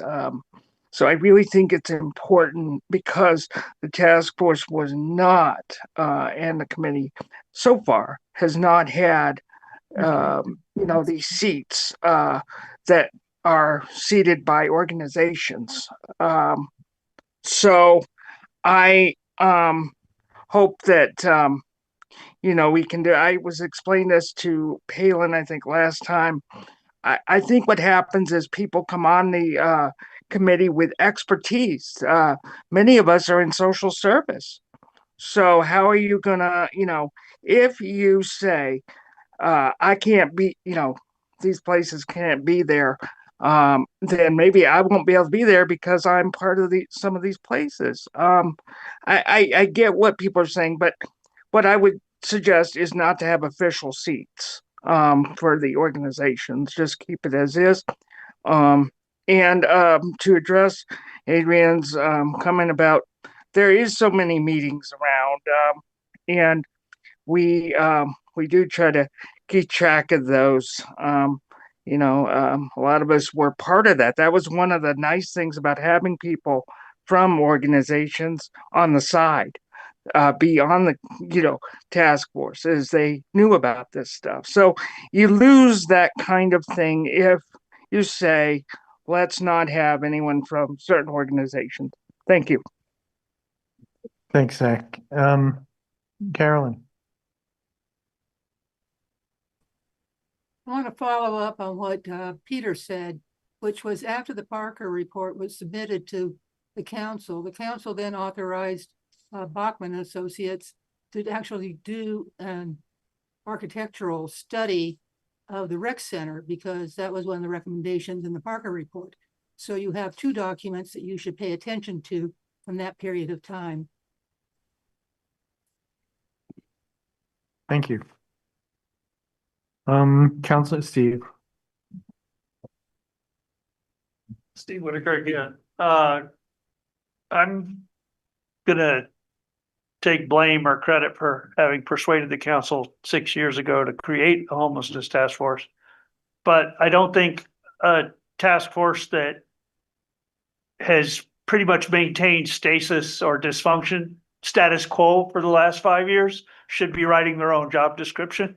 I think this is something that someone that you trust or respect should talk to the advocates and the caregivers and the folks that have done the work and picked up the slack for government dysfunction on this issue and craft a job description that they further present to you. From 5 years ago, 6 years ago, a concise summary, report to the council in 3 months, ideas and solutions to improve conditions, policy recommendations, concrete ideas, structural and systems budgets and timelines, supporting data on number of people outside, scope and needs, current systems, regions, concerns, barriers, and community proposed solutions, other models from elsewhere.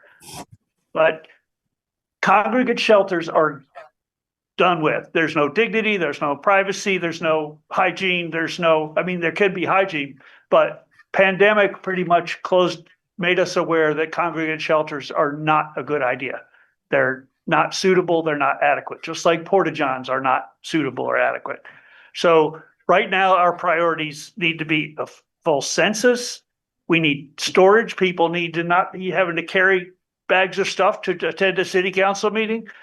Safe sleeping locations, designated places to camp within reach of emergency services and hygiene, dignified solutions, an inventory of possible sites.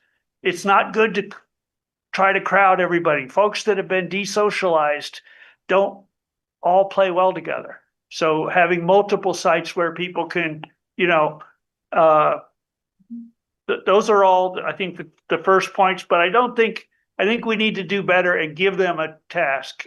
I mean, I was for having the housing committee do this work, but since y'all decided to go with a separate committee, we need to be very careful on crafting a job description for them. And I'd be willing to help on that. Thank you, Steve.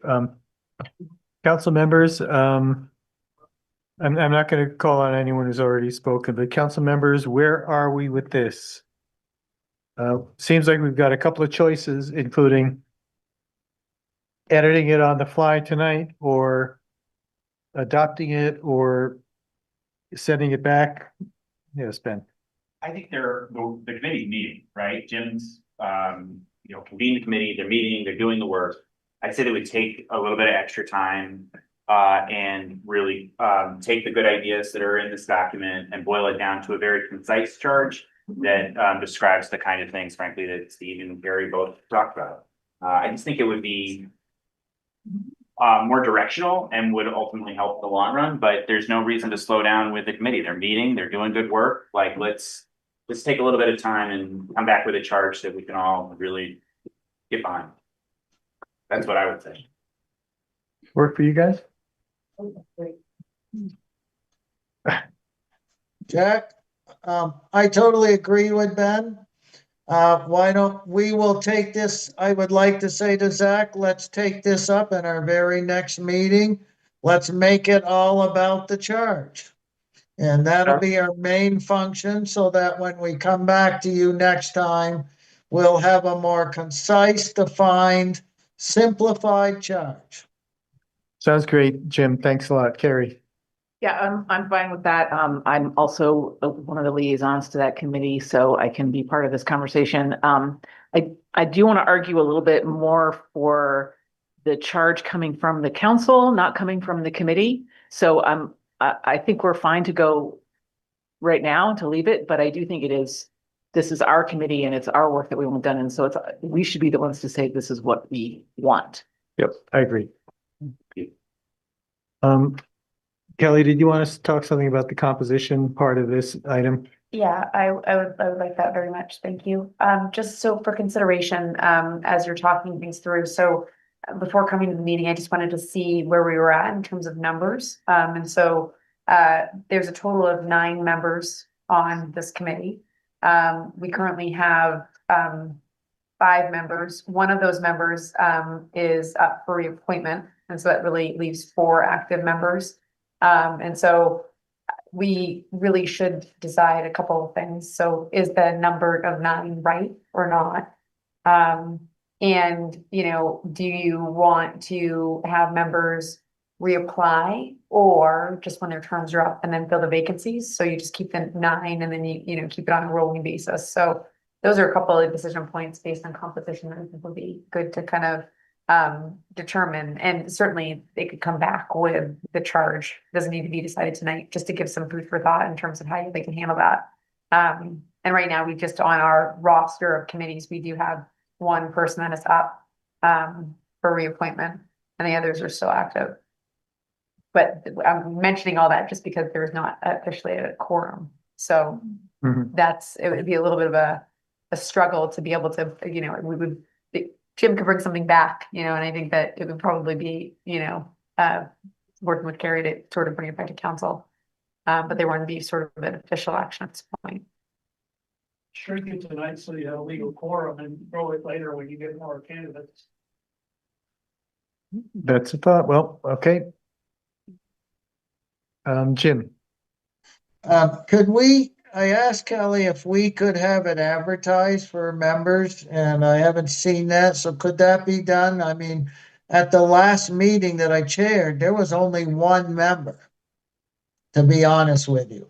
And we had a lot of members in the meantime before I got really involved that were kind of left or disillusioned. And so we had a bunch of them drop off or don't always come. So I wish we would advertise for more members, but Carrie and I can certainly put together something from a council perspective when we're there, I think. Thank you. Thanks, Jim. You can say there were 9 members? Okay. 9 slots. Yep. Mhm. 9 seats, okay. Yep, and we can work on advertising. I'm gonna sound like a little bit of a broken record. We've been a little busy, but we will work on that. Thank you. Okay. I think we're good to move on. I see there are a couple of hands up, but I think we're good to move on at this point.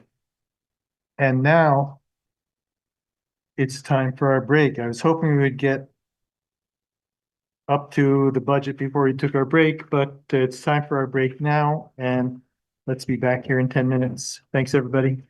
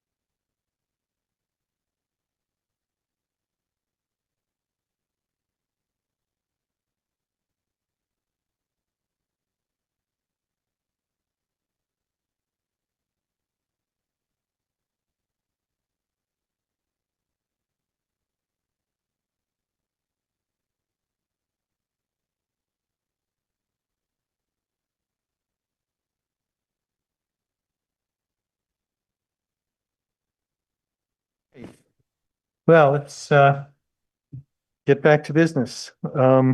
Legislative agenda and legislative advocacy contract.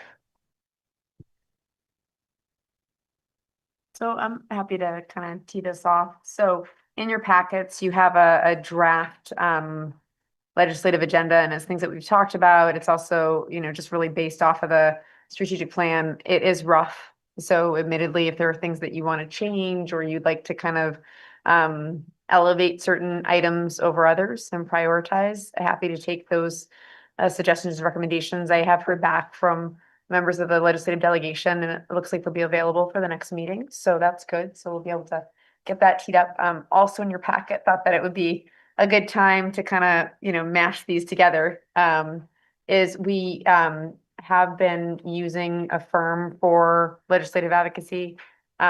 We do not have funding in 26 for that specifically. We could find the funding for it.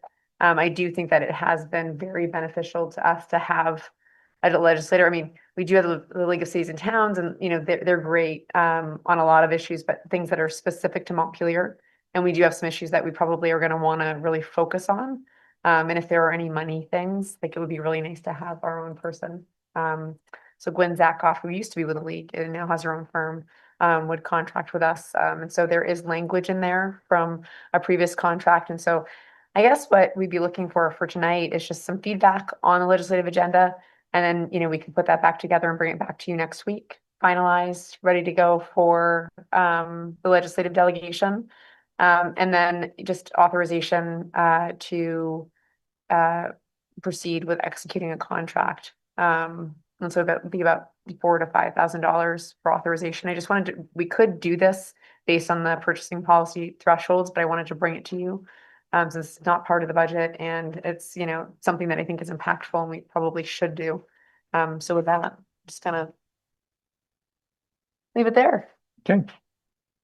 Folks, council members, any thoughts on either part of this? I'll say two things. I mean, I like the legislative agenda items. Maybe when the legislators, when our representatives come, we can talk about it. Like, I do think on the economic development section, when we're talking about revolving loan funds and the downtown tax credits, like I really do think there's an opportunity around local option tax to use that to leverage the tax credit program. And we should have some kind of revolving loan fund in this town available to private business owners or building owners to do flood mitigation on the buildings. And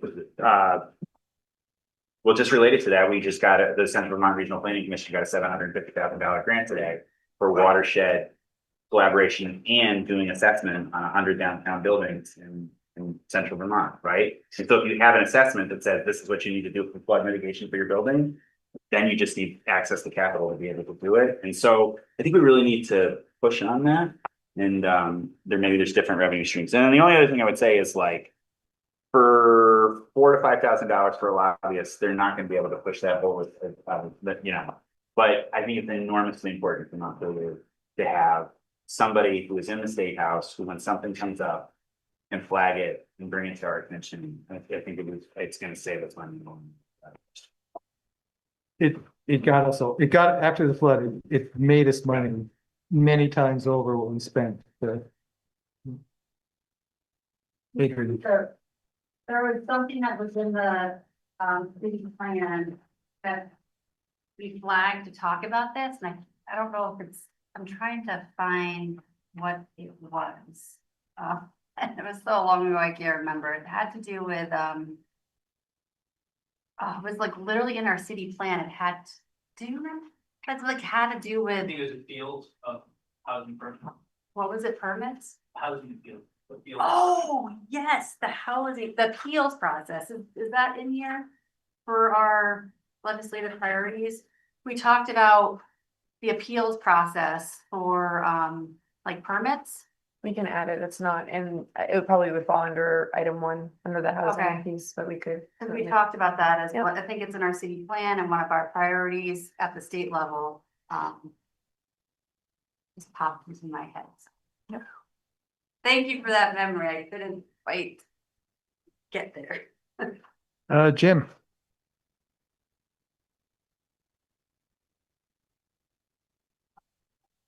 Not quite unmuted yet.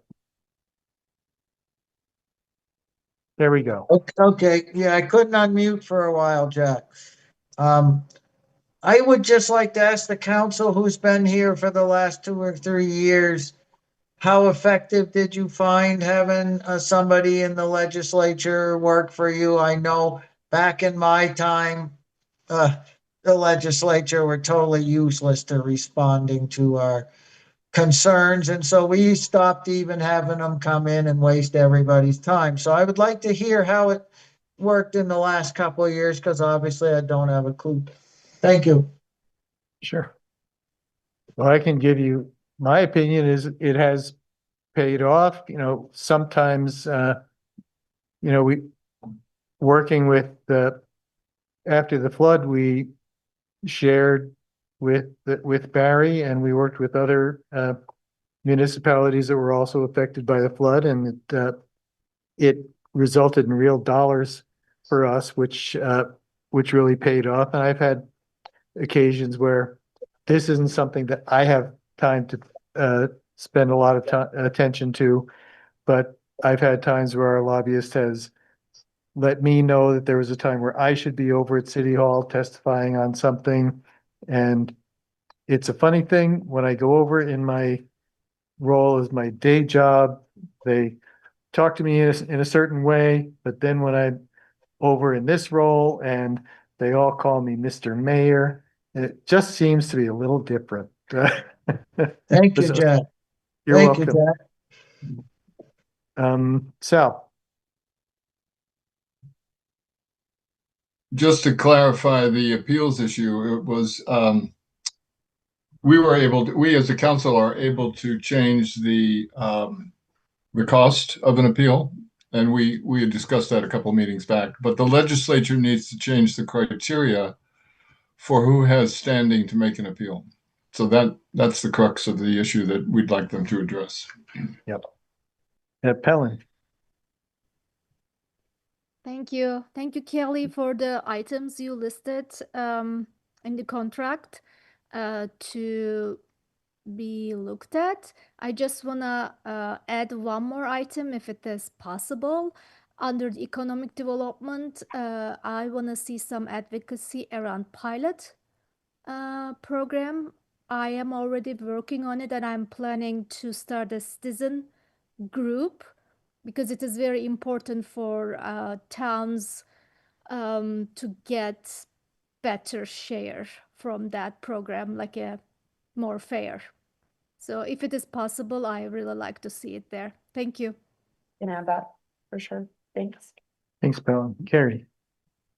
Yeah, I just want to speak in favor of the contract with the lobbyist, and it's not a lot of money, it's not a lot of work, but it is somebody who can take this list, which is mostly pretty general stuff, and know how to connect it to bills that actually come up, or when there's a possibility for a bill that maybe we could be a part of, or something, because they do things unexpectedly all the time.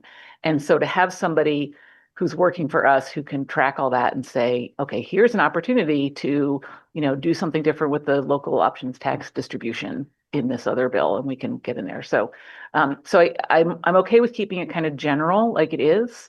But if something comes along that we feel really strongly about, we can revisit this, right? And we can add it on there if we feel like it really needs to be added on. When you say on, do you mean to our priorities list? Yes. Yeah. Oh, yeah. Yeah. Okay. Great. Okay, I'd like to see a couple of hands raised. Peter? Peter Kelman, Montpelier. I just have a comment and a question. The legislature, aside from something like the appeals, where it's very specific that we need them to approve it, which I think that's something which you got to make sure that somebody is making that happen. For $5,000, wow, that would be a deal if they can really make it happen. But it might be that there needs to be some more direct contact between the city and the legislators about something as specific as that. But my question is, the legislature passes laws, but the administration, the governor and his staff are the people who actually dole out money and who do this or that and who don't do this or that. For example, they don't help us with homelessness. And I think what we really need to think about more than actually a legislative lobbyist is somebody who can get inside the State House and talk to the people in the administration. I mean, we can't even get them to grant us access to their parking lots. I mean, they don't treat us like we're actually the town in which they live. And I would like the city council to think about how we can have more influence with the administration as well, as well as the legislature. But I just heard a thing on the radio the other day from the Chamber of Commerce saying, there's lots of money out there, but nobody knows about it. Well, the legislature voted the money, but the administration didn't make it well known. And I think that's really one of the big problems that we have. Thank you. Thanks, Peter. Is there anybody else would like to be heard? Are you voting just on Steve Whitaker, are you voting just on the contract, or are you confirming that this is the agenda for the next legislative session? The incomplete list of priorities or was this list of this 3-pager, was that voted on at a prior meeting and I missed it? No, it has not been voted on. It's coming before the council for the first time tonight. So, Okay. so it's really two separate questions. So if you have some comment about the statement of priorities, this would be an appropriate time to make them. Well, I just haven't had time to develop them. I think if as long as there's another opportunity to refine that list of priorities, I've been around the State House a lot, so I have some sense of what else is going on. There is a statewide effort that causes me to be questioning a defined phase 2 of a regional public safety dispatch modernization. That raises some red flags, and it's inconsistent with what's going on at the state level. So Well, to answer your question, I support voting Gwen Zykoff's contract. I would say this needs more refinement. okay, so to answer your question, I'm sensing that people generally support the contract. I don't know whether council wants to adopt the set of legislative priorities now or wants to come back another time. But I would entertain it. Be real, like, what are we talking about? We're gonna adopt, these are great, but like, for $5,000, they are not gonna pursue this agenda. They're going to listen for opportunities where they see an issue that they know that we care about and look for something to do, right? So I think these are great ideas. I think we could send them to, send them and be like, these are the things that the council generally cares about. But I feel like I just want to make sure that we're clear about what we're actually getting. I think it's really important to have this contract, like have them on call to be listening for our interests and to seize an opportunity from find it. Yeah, and it could be that,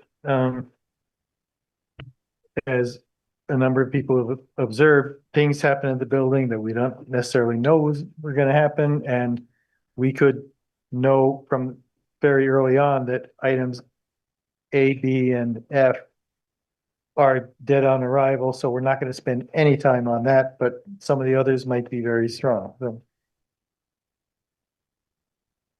So do you want to? I would make a motion we approve the contract. I don't know. Like, Kelly, what would you? So I just authorize the city manager to execute contract, okay, and then I'll just put that done for you. Is there a second? Second. Any discussion? All those in favor signify by saying aye. Aye. Any opposed? And Jim, could you repeat what your vote was? Aye. Okay, thank you. Folks, do you want to do any more about this set of priorities than to sort of give Kelly the nod informally?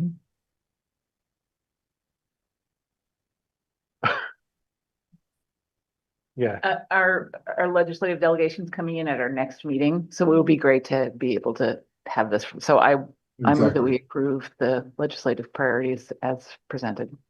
Second. Just for clarification, if I might, so with the addition of the two items, so with the appeals and also, the pilot item for economic development? Okay, I don't know what those are. I don't know how to say those. I mean, the pilot one, I don't know what that was. Yeah, I know what pilot is. Yeah, so I mean, I just, would, So I need more wording. I need actual wording. So, yeah, I don't have it tonight, but. Yeah, don't have it So tonight. just looking for clarity. So, Yeah. I can cite the, I did find it, sorry for it's in the one I was referring to, it's in the city plan, the housing chapter, and it's number H025. It says use a lobbyist to support changes to state law, and it has all the language in there. It's very long. But that is what I was referring to for what we approved and what we talked about. I can't just refer to that for a motion, though. I need a real motion. Yeah. That's John. thank you, Mr. Clerk.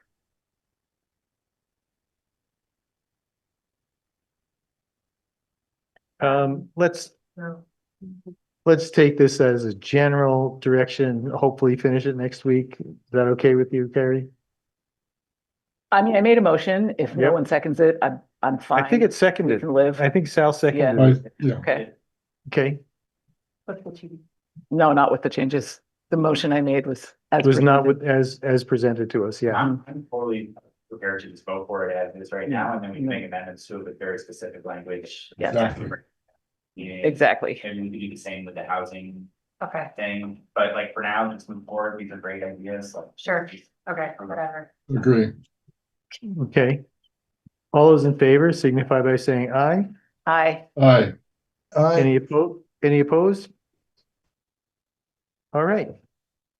Moving right along. Thank you. Item 10. City manager's budget.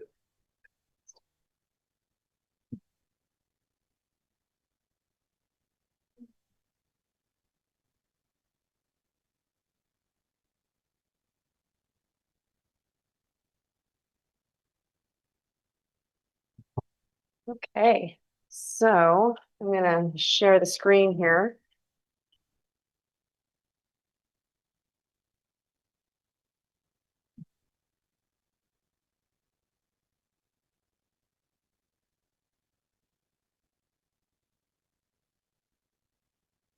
Everybody see this? Yeah.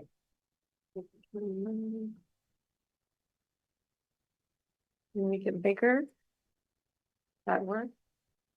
Yes, please. There we go. All right, so apologies for a little bit of a delay, but we've got a couple of budgets or scenarios for you tonight to look at. And so we'll move through those in a pretty good presentation, if I do say so. So I'm going to get into that in a minute, but I just want to highlight that tonight we sent over to you the cover letter that we typically put together that just defines and describes, all the elements of the budget high level. And then we also provided two scenarios. One is the proposed budget. And if you're looking at those two documents, just the way that you can look at that is at the top of the budget detail. There is a header that says proposed, and it's sort of in the middle of the header section. We're calling that a service level budget. And so we'll get into that a little bit more. But there's also an identifier in the other budget as well. And then that one is labeled level fund. And so it should also note that the level fund option is not what we're proposing as the city manager's budget. It is for context. Also, just want to note that while we've called it the level fund budget, there are a few increases in it. It does have infrastructure investment and also has the staff COLAs in it. So I just want to highlight those few items before we get started. It was not our intention that you would look at any of this information tonight. So what we're hoping for is we're going to give you a good overview of, what this all is. This really actually, is keyed off of a lot of the workshops that we did previously throughout the fall. So some of this will look familiar to you. And we're hoping that it'll generate questions, inform decision-making, and give you a good roadmap on how to proceed through the, next 6 weeks or so, while you decide what you'd like to do with the budget, or maybe up a month, but who's counting? So here we go. So we're gonna get into this. So here's the presentation, and so here's what we're gonna be covering. So we already just kind of went over in broad strokes what you have for materials in your inbox. Also note that those materials will be posted online. We also have developed the budget options worksheet, which is a nice like plug and play tool for you to use. That has been pretty helpful in the past. The other thing that I just want to note, just a factor to consider, just keep in the back of your mind as we're talking cents on the tax rate. So a cent levied is $131,342. And so it's referenced in this presentation a couple of different times, but when you look at it, it's just for context. So when you're talking about decision items and you're talking about how you want to impact the tax rate, it's just having that rule of thumb, what a cent will levy. This is really helpful because then that way you can kind of do the quick math rather than having to dive real deep. We can do that too, but just wanted you to have that as we get started. And so we're going to start off with what we heard from the budget survey. Just again, high level. There's a lot of detail there. There's a lot of comments, and we can get into any of those details, but I just wanted to kind of showcase what we heard and what we kind of put into this decision-making process. We'll provide the 27 service level budget, or what the manager's budget is that we're proposing at the staff level, what the priorities are, what the revenues and expenditures are. Some of the charts that you'll see in this presentation are consistent with what we saw in the workshop. So just want to, you'll have seen kind of the elements of that before. And then we'll provide you with decision points. So throughout this presentation, there are elements that you can decide on. And so this isn't going to be easy, but we want to make sure that you have the tools to figure out where you would like to set your priorities and provide funding. And then we'll talk about the level fund budget, which I, described a little bit before here. And then there is a proposed bond that we'll talk about, which is related to water sewer. So I'm just gonna keep moving here, and lots of good numbers, so they're coming. Everybody ready? Okay, good. So here's the piece about, what we heard. I'm not gonna read all of these off, but a couple of the highlights that we have here is we hear this every year. And I think regardless of, where you end up, if you select the city manager's proposed budget, or you, select the level fund budget, or somewhere in between, which I think is probably likely going to be somewhere in between, honestly. But just know that, both are pretty heavy on the infrastructure investment, because we hear that every year, and it's really important. That is a core municipal function. And the other piece here is the focus on supporting public safety services. So those are pretty important, and those are highlighted within these budget documents. The local options tax. So one of the things that was indicated is using that for infrastructure, as well as using that for tax relief potentially. And so you'll kind of see how we've used that within the budget construct, and how you might, play with that a little bit if you wanted to or not. But there are options there as well. And then the other thing that I thought was kind of interesting that I just want to highlight in terms of, what we heard. And I also want to say too, that this is the, first sort of, introduction of, the budget process. Really, there will be opportunity for input throughout, next week and then into January. But what is interesting is there were mixed views on, where people would reduce services. And so I think it's all dependent on what's important to you. And so it's just kind of, I think, what I wanted to know. But there was a focus on maintaining core services to Montpelier. How many respondents do we have with survey? Oh, Evelyn, how many? Yeah, 350. So we had a pretty good response. I think it was an increase over last year, for sure. So that's pretty nice. So just getting into this bottom line budget. So this is what we're calling the service level budget. And so if we're just jumping down to this bottom line here, the amount in this budget to be raised by taxes is up 1.37 million. So that's about 11.15%. And so that's a pretty significant increase over FY26 for tax dollars. But what we wanted to do was really showcase for you the need for services within the community. And so you'll see what all is in here. And then we'll kind of, work through what the options are.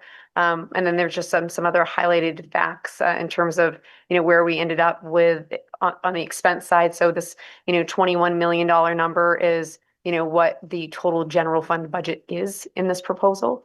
And the total budget is up about 2.2 million or so, or 11.79%. And so that just gives you sort of broad strokes. Also want to highlight the non-tax revenues. Those are also up. And so we'll get into the details in future slides. But you get the 7.5 million or so, or about $860,000. So that's just sort of broad strokes for you to consider for this proposal. Going backwards, wrong way. Hold on here. There we go. The arrow works best. So then just getting into how we set these priorities. So we really keyed off of our conversations during the workshops and at the last meeting. And what I want to really highlight is the focus areas. So we wanted to advance strategic plan initiatives. So we really wanted to focus on infrastructure, housing, and economic development. Those three elements are really connected. So, just considering that, we wanted to strengthen capital investment and infrastructure renewal, emphasize public safety and public work readiness, and then maintain responsible service level delivery at current service levels. And so we really wanted to showcase, where the investments were to provide sustainable services. Again, this is what we're proposing as the manager's budget, but there will be another scenario for you to consider further on down the line. So just pressures. So the pressure is real here, and I don't want to sugarcoat that, but I also want to take the opportunity to treat this like an opportunity. I know, budgets are oftentimes doom and gloom, but, we can also choose to look at it from the perspective of what we choose to fund, and that's up to you. So I think you've got the good framework to be able to make some decisions in this budget, but I also want to just highlight, where we're seeing some significant pressures. I'm not going to read through this whole list, but a couple that I wanted to highlight are deferred maintenance. And so you'll notice that in some of the operational lines, and then also in some of the projects that we've chosen to fund. The limited population and tax base growth is another, tricky item that, we really need to grow the tax base in order to, enhance revenue to, be able to provide the services, and then capital investment gaps. And so one of the three we're really hitting head on with the local options tax, which will be particularly helpful. And then the others, we're working on too and chipping away at. So I wanted to know where the pressures are. And here are some other things. Health insurance is always on the list. This year, we're at 10%, in each of the calendar year periods, because it's on a calendar year, but it's only 10%, but just wanted to note that that's kind of always in the mix. But So- that is good. Yeah, that is really good. And I'll note it in another slide, but one of the things that, we were facing like 22%, much like last year, but because of the work of the consensus forecast group, the city teams came together and were able to make some changes to our plan to bring that way down. And so it's through that collaborative work that we were able to make some adjustments. It's not a change in coverage for city employees, it's just a change in plan design. So which is pretty awesome. So I just want to note that piece. And we were looking under every rock, and that one we were nervous about, but that one broke our way. So that's good. So just on this slide, so this is one of the slides that I was saying that like you've seen before. So you saw this in the budget workshop and the 101. And so you'll see it's kind of a side by side, and just to orient you to this slide, you've got FY26, there in FY27, just really focusing on FY27 and then sort of the proposed increase or decrease. And so just to kind of capture, what we're looking at here, the, 1.37 or so, that's what this 11.15% increase in property taxes is that's the spend. So that's, what we need to raise and additional property taxes to cover this budget. The pilot you see, and it's a little confusing because it's just in sort of the accounting, it's the inverse. So you can see that the top sort of provides you with a key or a guide for what that looks like. So negative is a positive is a negative. And so it's all good. Don't worry about it. Sarah's got it. But it's and that's how it's kind of captured here, but you can kind of tell from the top there. I actually did that to myself earlier and I was like, gosh, rookie mistake. Anyway, just looking through here, the next piece that I wanted to highlight was the pilot piece. And so we're at full pilot. And so you'll actually see it down in the revenue that we're receiving of about $200,000. So that is a change to this budget. You'll see the $1 million up in local options that's been captured. Other things of note include the ambulance revenue. So that up is associated with the enhanced rates that we'll be bringing you to approve. And that's just sort of based on what the market will bear and what it costs to provide those services. But then also the contracts with member towns, Middlesex and Moortown are also included in this line. So that's that one. And then the other one that I want to note here and just highlight is the intergovernmental revenue. So that 274 number, which is really a down, is associated with CJC. So we no longer have CJC within the city because we do not have the grant funding. So you'll see the revenue down and you'll see a similar expense down too. So that's where we're at with revenues, and you can compare side by side. And then also I want to note, you can kind of see the composition of, sort of the budget. So for instance, the property tax is 64.56% of the total revenues. And so it's just helpful to see proportionally, what you're dealing with each of the revenue streams. And so what we really want to do with this presentation is we hope that it's a reference document. So as you're making decisions, you can kind of get your head around how things are structured. So then just moving on to the expense side. And so this is by function. And so another way to think about that would be by department or like area. So like City Hall, for example, is its own like area, but mostly you can kind of see how this tracks to departments. And so the ones that I think you'll probably be interested in, I'm going to highlight. And then I just want to note here that what we're thinking for next week's budget workshop is to have the larger departments come in and talk about their budgets.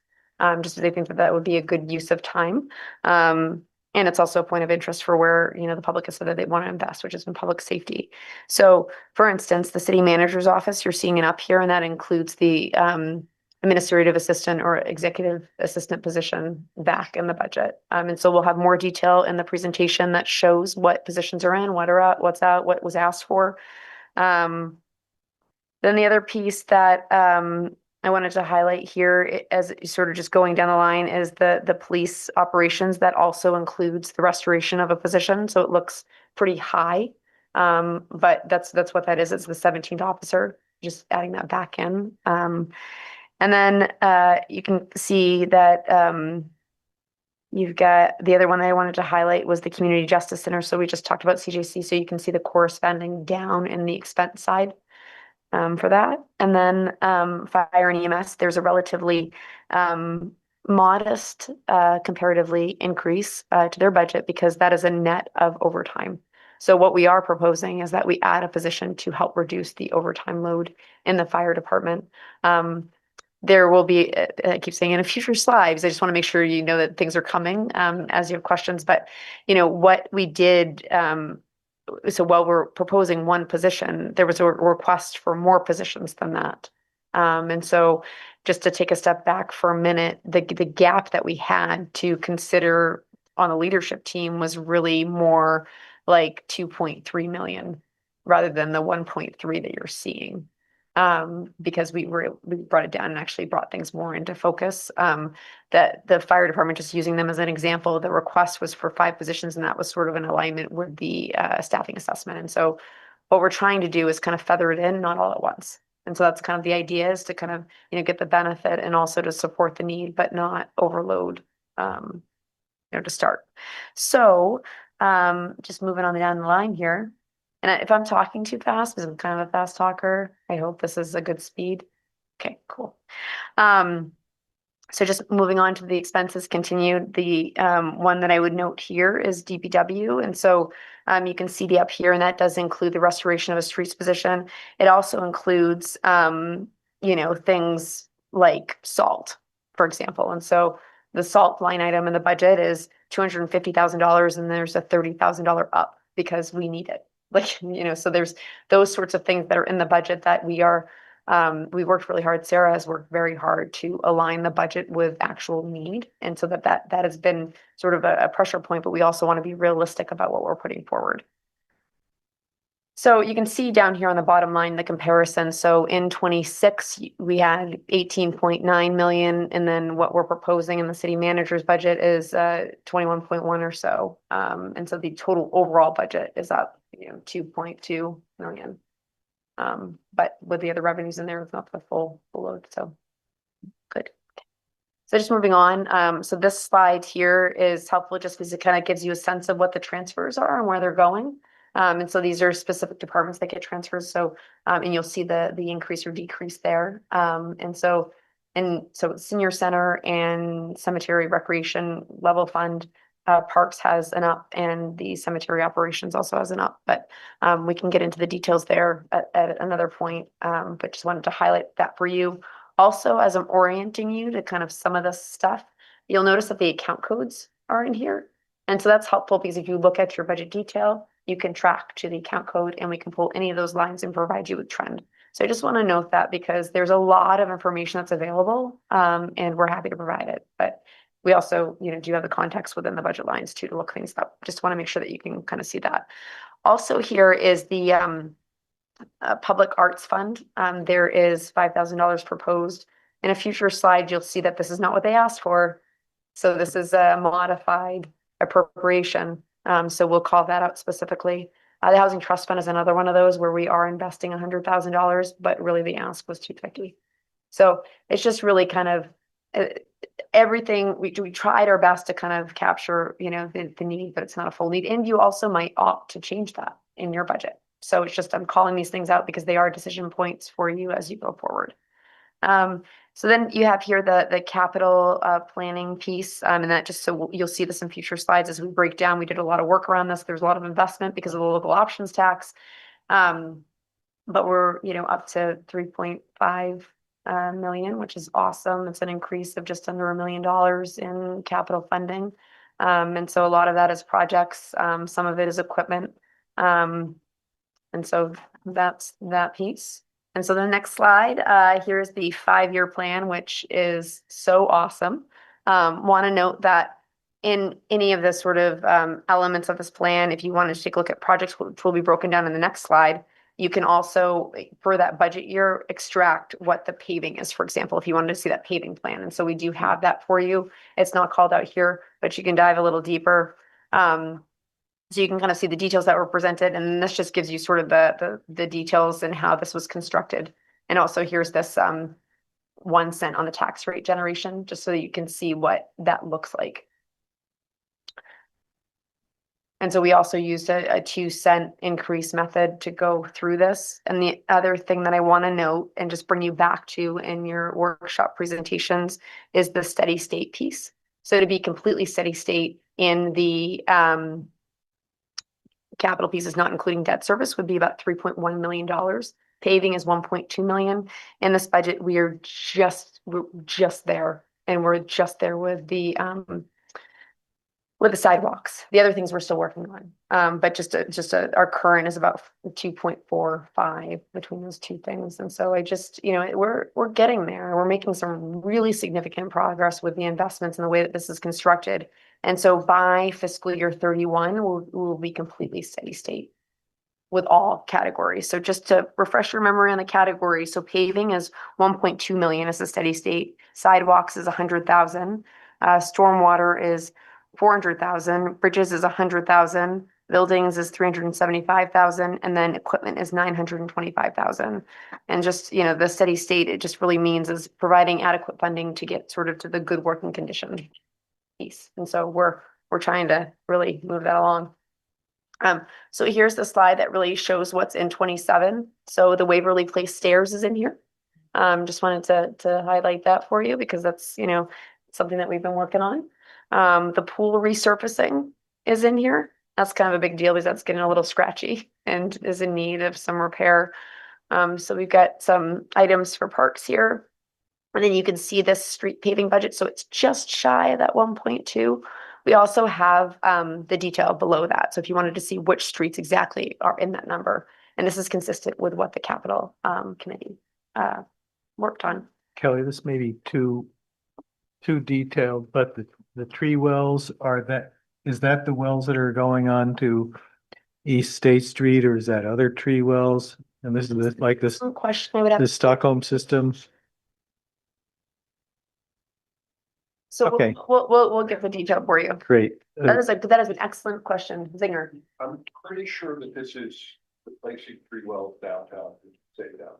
Great, yeah, because this is thing that I've paid a lot of attention to because my son was a city arborist and moved us to the Swedish model or Stockholm model for tree wells. Yep.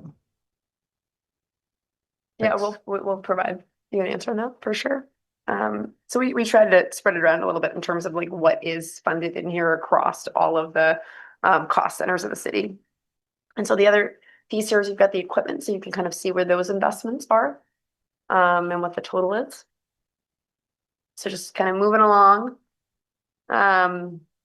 So I'm just gonna kind of breeze through these departmental budgets, but so in parks, there is some general funding that they also have for the tree side of things. But if you look at this will show you that their budget is 420,000 in fiscal 27. So just a high level to give you kind of a sense of, you know, what that looks like. And then just moving on to the recreation budget. So they're 868,000 or so, and just kind of cruise right through. We can get additional detail, and these are provided in your packet, so you can actually see the line item detail and sort of the different functions there too. Senior center budget, so this is 702,000. And so again, the detail is in your email and will be posted online. But you did also see this as a transfer from the general fund. So it's not total budget, it's just a transfer. But you can see that in the previous slide.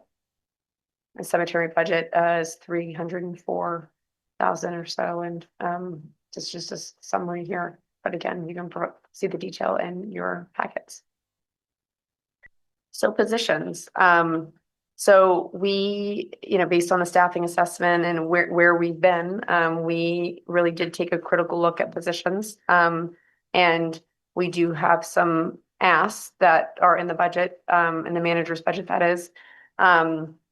And so they are, and this is kind of an order that we would put them in for priority for you to consider if you were to fund some, but not all.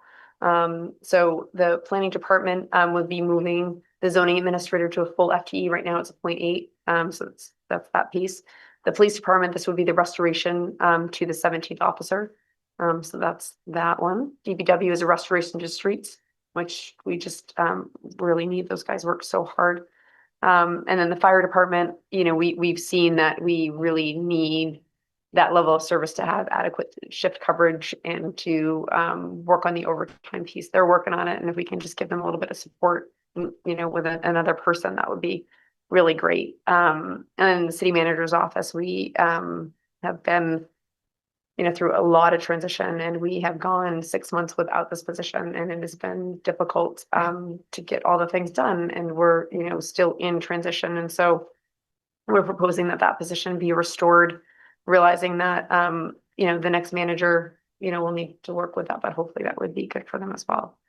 And so just kind of looking at the budget composition overall, I'll also note that we will have an FTE count for you, so you can kind of look at all the positions across the city. But right now, the total existing FTEs is 111 positions. You recall that in the staffing assessment, there was 113. The delta there is the CJC positions.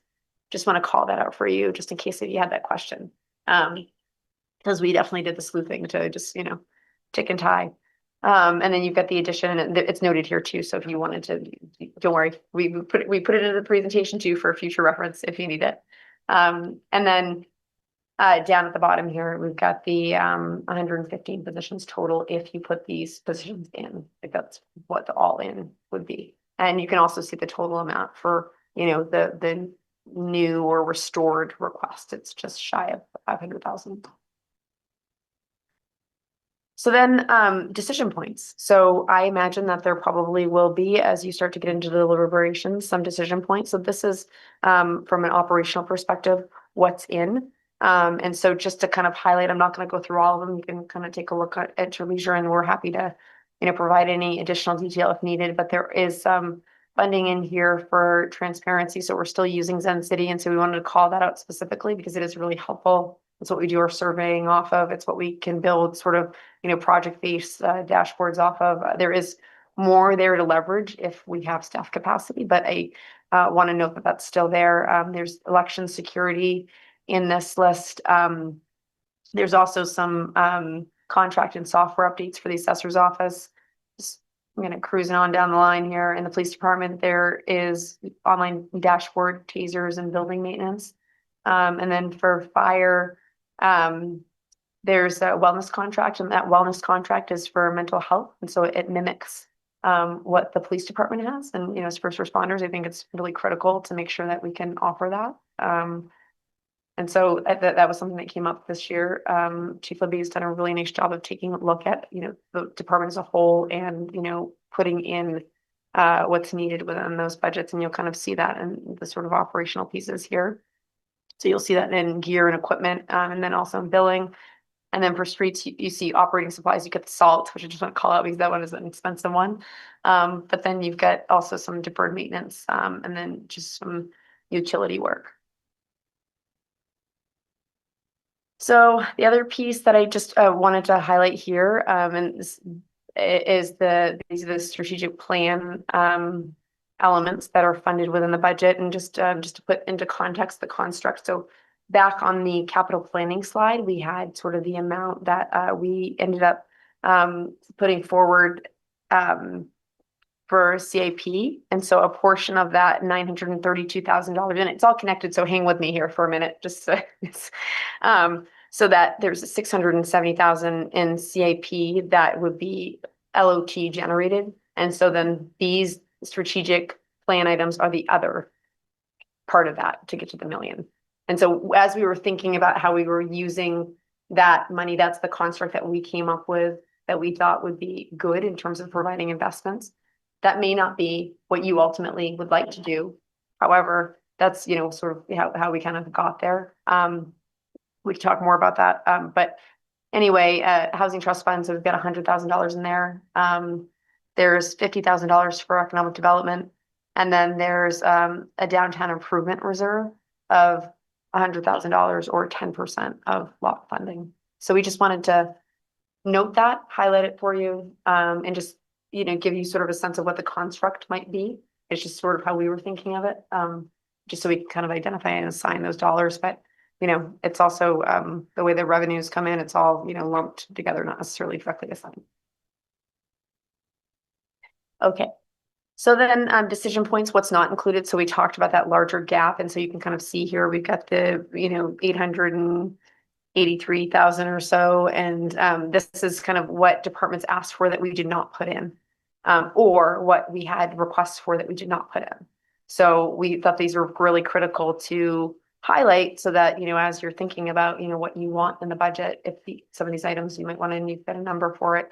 So we mentioned a little bit about the fire FTEs. So there's 4 positions here that we did not add in. That would be in addition to, we did add 1. So this is the other 4. There's some equipment. So there's gear turnout. Is that the right phrase, Jean? Good. Got it? Yep, check. And then we've got some equipment here that, is not in right now, but really, we should fund at some point. And then DPW, you can see where, there's some small tools and then some operations, so we did increase the salt budget by 30,000. But if we were really looking at the, inflationary pressures on that particular material, it might be 60. So like it's a little bit of a gamble what we've got in, and we're, fingers crossed, but we feel is realistic. Also not in here is roadside mowing, which is something that comes up every so often. Just want to highlight that. And then a traffic cabinet. What's that? Traffic.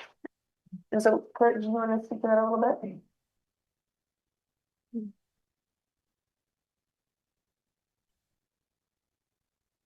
So the traffic cabinet refers to the controls that basically run the stoplights in town. So there's one at every major intersection. This one in particular was going to fund the Granite Street intersection, which is the oldest traffic cabinet. And really what we should be putting in is a transfer switch so that we can run generators in the times of long outages. We don't really have enough police staff to control intersections like that. So we just wanted, it was all part of steady state, replacing really old infrastructure, something more reliable and more modern that we can rely on. So is that what goes wrong when we have something like the State and Main intersection going out? Yes, we do have an issue there. We have a contractor. We actually had a contractor come in and try to work on it, but then it started working again. So they're very finicky, very specialized work. But hopefully that one will get fixed here tonight. Great, thanks. Yeah, not being at all negative, just it's one of those things that is noticeable. And so we've got some items here too, for parks that are just, not in, some tree jobs that, just aren't funded, and the Complete Streets Committee requested in here too, that we just weren't able to kind of put in, but you might want to consider, and you might want some more detail on, as you work through the process. And so there's some professional services for technology that's not in here. Public arts, so the request was for 20, we funded 5, so there's a reduction in 15. There's 15,000 that they requested that we didn't fund. Homelessness support, so we have $10,000 in the budget for homelessness cleanup, but it's also another area that you might want to provide more funding for. And so right now we're just based on sort of what we know our expenses to be. There aren't recommendations on the table, however there could be. So just want to highlight that one. And then the housing trust fund, so right now we have $100,000 in, it would be 250 if we brought it back up to the steady state funding within that fund. And then economic development, we sliced it in half, so it's $50,000 in this budget, but you could also work to get that back up in future years. So I'm going to pause there for a minute because the next slides are going to kind of get into what the level fund scenario looks like. And so what I'm hoping for is that this gives you kind of like a range and a spectrum, to kind of think about as you're working through the budget. Yes. Oh, awesome. So that 50,000 for tree wells is to replace one dead tree with 2 at Main in front of Mad Taco, and replace 2 dead trees with 3 in front of City Center, and upgrade sites to downtown master plan specs. Great, thanks. Thank you. So level fund. So as I sort of started off, we wanted to provide you with a couple of scenarios. I know that you've asked for that in the past, and we wanted to make sure that you had that this time around, knowing that it was going to be tricky. Also knowing that, within sort of the conversation is this, very real affordability, and wanting to be sort of within a CPI range. CPI currently is 3.3%. This construct would bring that in below that, at 2.46%. But it also is kind of heavy duty in that, like, it doesn't fund a lot of other things. What it does do is it invests in infrastructure, but that's about it. And it also provides for staff COLAs. It does not restore positions. It does not advance some of the strategic plan initiatives. But it is a lean and mean budget. And it would leave kind of some implications that the operational reductions would have to be absorbed in some fashion. So there would be additional work around that. And so that just would mean that we would be looking at, service levels to see, where we might reduce. And we are just, I'm going to say this, and I'll say a little bit more in my manager's report, but we are at a point where, we are going to have to reduce. We can't keep going in a sustainable way, in the way that we have been with programming. So this budget though is, like I said, it's the lean and mean option. So just I had too far.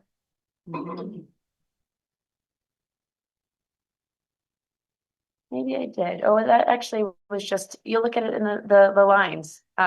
So there's not a lot of details of that one in here. But you can kind of see, you know, what that would mean. Essentially is it's just that it is just the improvements for infrastructure. And so you take a look at the budget detail sheet that you have in the packet. And we can get you more information on that, but we wanted to let you know that it's an option. There's also more information provided in the letter that I also put in your packets. And maybe I'll just speak to that a little bit here. So that level fund scenario is for illustration only. But what it does mean is that personnel reductions from FY26 would not be restored. Service levels would decline across several departments. Deferred maintenance would continue to grow. Administrative and programmatic capacity would shrink, and program offerings in multiple service areas would be reduced or eliminated.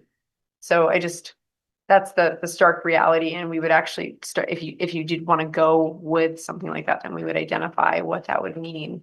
Because to level fund is really a cut for departments when they're already really strapped.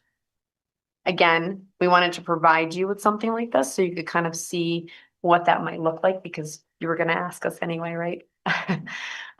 But you know, knowing that like you probably will likely come somewhere in between.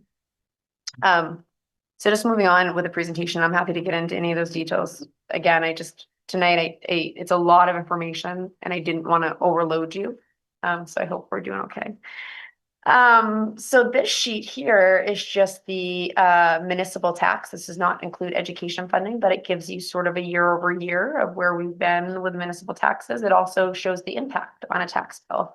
And so I think that that's particularly helpful, especially in having this conversation. We're dealing with some pretty large numbers relatively, and, you know, just really trying to get a sense of what that means for, you know, the average person, you know, when it hits their budget. Also want to note that there's a little bit of a difference in terms of the total property tax impact. So based on sort of the details provided here and what all goes into it, the actual impact based on the proposed manager's budget is 10.71%. And so it's slightly different than what you've heard in terms of the overall property tax, you know, shift. And we can talk about that. There's a little bit of detail also in the manager's letter for you, but those are two different things. But you can kind of see it play out here. And this is part of our tax rate comparison sheet. So you'll see more of this. Also, these elements are included in the budget option worksheet as well, which I believe Sarah showcased for you in one of our workshops. And so we'll show you how it works too. But that will go live on the website, if not already, which I think it is already. So you'll be able to install it. So then we'll be able to kind of plug and play with some of these options. Anyway, just to the bottom line, what does this really mean? So if you were to take this, you know, on a $350,000 house, so if you look down at the bottom here, we've provided the detail for you in terms of impact on the value of your home. And so just breaking it down in terms of a monthly increase on this budget, it would be $30.55 for all municipal services. So we just want to highlight that. That's still, you know, that's still money out of somebody's budget that, you know, they wouldn't have to pay otherwise, but it's $30 for this budget. Just want to highlight that, and we can provide that level of analysis for you at any time in terms of where you end up.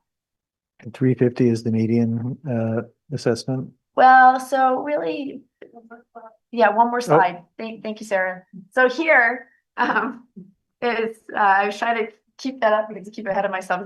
There's so much good information in here. And you can kind of tell that Sarah's hands are all over this budget presentation. So you can see here, this is the breakdown of the municipal tax bill on the average residence. So $370,000, you got the tax bill, you got the increase, and you got the monthly increase here. And you can kind of see where that all breaks down to like what that tax bill goes to fund. But so average, not median. Yes. Gotcha. Thanks. Correct. Yeah. So I'm just gonna scoot right along here, but these slides will be available to you, and I hope that you will use them as a reference, just to, you know, help, you know, frame things. And so there is proposed bonding, $8 million for water sewer. So the top four is worth $3 million, and those are all associated with sewer projects. So the pump station, the siphon lining, Berlin Hill sewer line, and then the Clarendon, it's all kind of self-explanatory. They're all, you know, so you can kind of see it there. And then the bottom three are all water, and that's about 5 million. So what's next? Some work, roll up our sleeves here. So next week we will be providing you with the budget book. And so that will look different than that has looked in years past. So right now in your inboxes, you have the meat of the budget.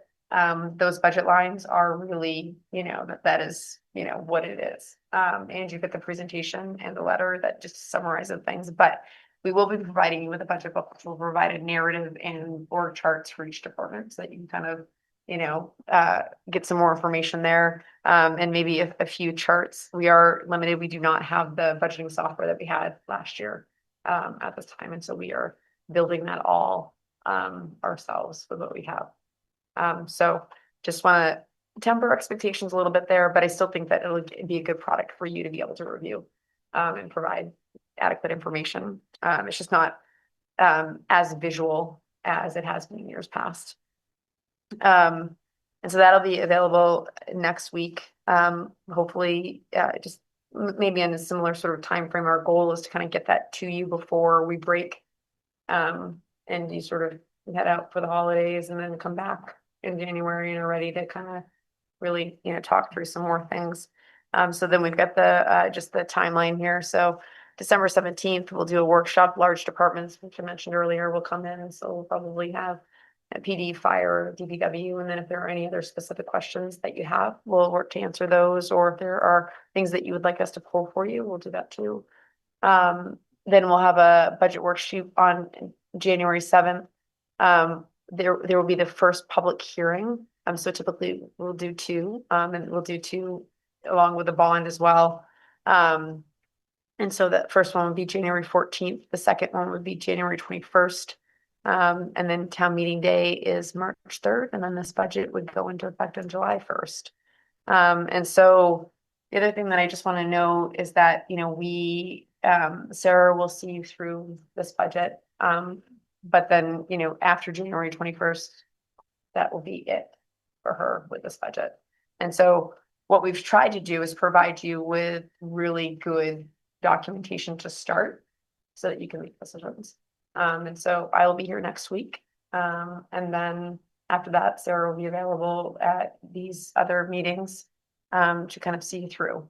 I think we've got good information here and good options to consider.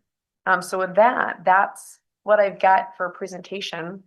And I also want to say that, you know, putting this together, it was nice to do because it's, you know, it's a lot of, you know, what we do. And so this is really to Sarah's credit, you know, it showcases all the information that's available there in our minds, and we're happy to talk about it at any point, but it should at least, we're hoping, provide you with a level of detail to be able to make decisions or to be able to plug and play and pull things in and out based on what you'd like to see in the budget.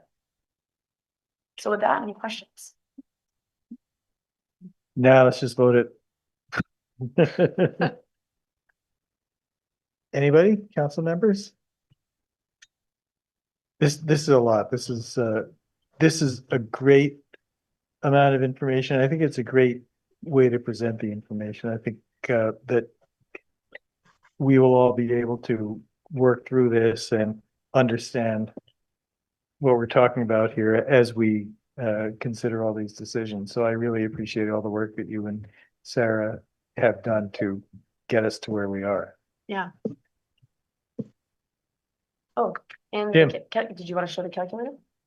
So we can also show you the calculator if you haven't had enough of us already. Oh, yeah, I'd like to see that. I think Okay, that I'm gonna have Sarah just point that out for you. Well, you maybe touch base on that. And this is what's available online just to show you how you can kind of plug and play.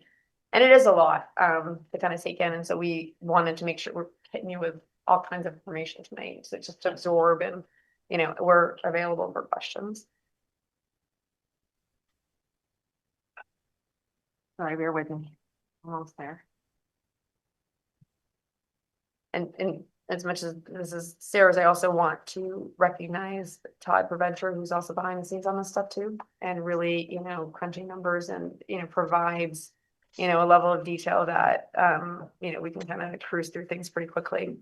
Um, And for those of you who don't remember, Todd was a previous finance director, so we've got 3 finance directors working on this one. So I guess I can't show it to you because Excel's not loaded on this new machine. But it's the same construct as it has been in the past years. I've locked all of the cells, so you can't mess up the worksheet. You can only enter in notes for yourself and then the amounts you want to see in there. And it'll show you exactly how it impacts the tax rate and what it would do to whatever residential value home rate that you have also plugged in below.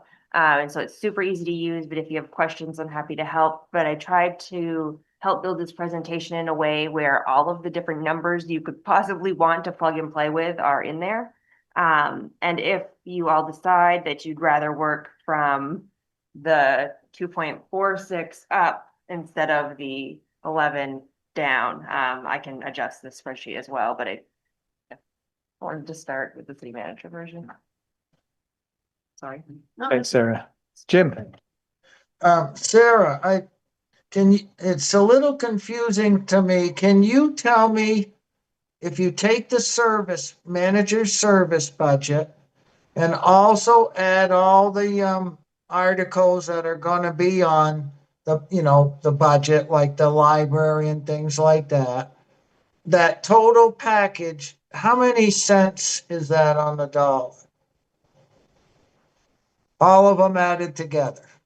I don't know all of them added together at this moment, but I know that in addition to ours, the only other up in right now was related to the library, and it was about a 2% up on that one, which was from a dollar perspective on their budget. I think it was about 12,500 increase on that budget.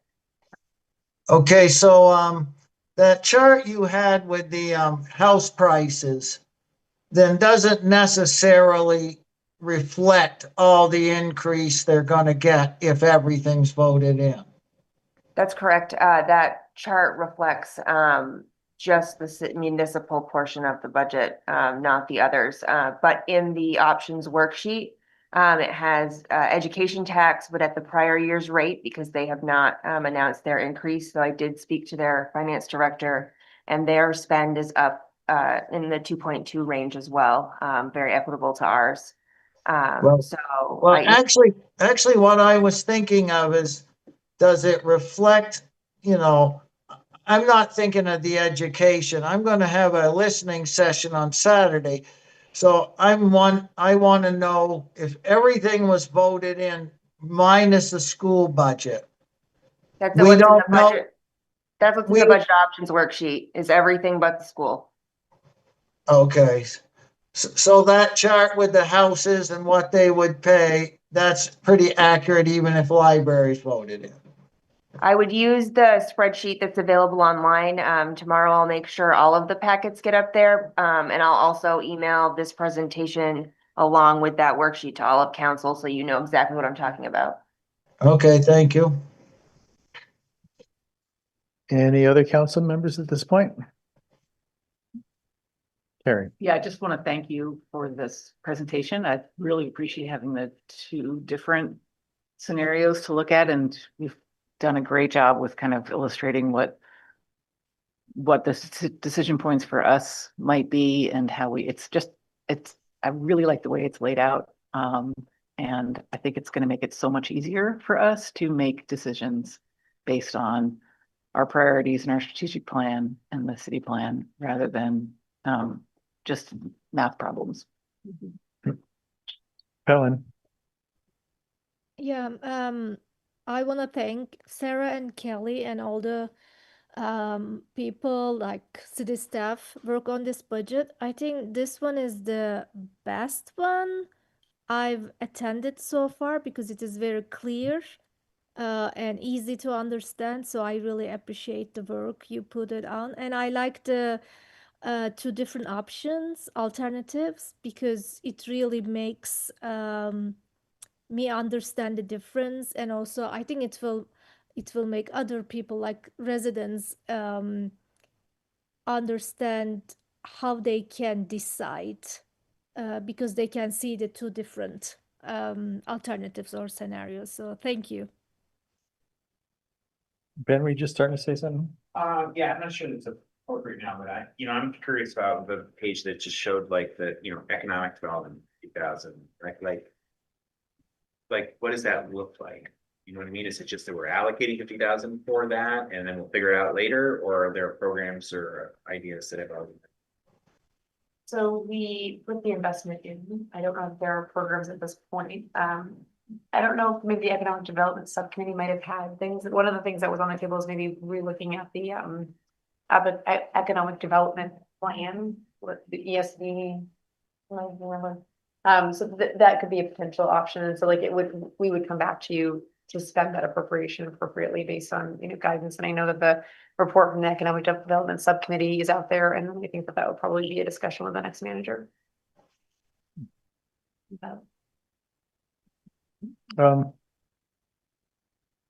It's early times and I'll open it up to public comment if there are any. Recognizing this is new to most people, everybody in fact. Okay. Thanks. Thank you.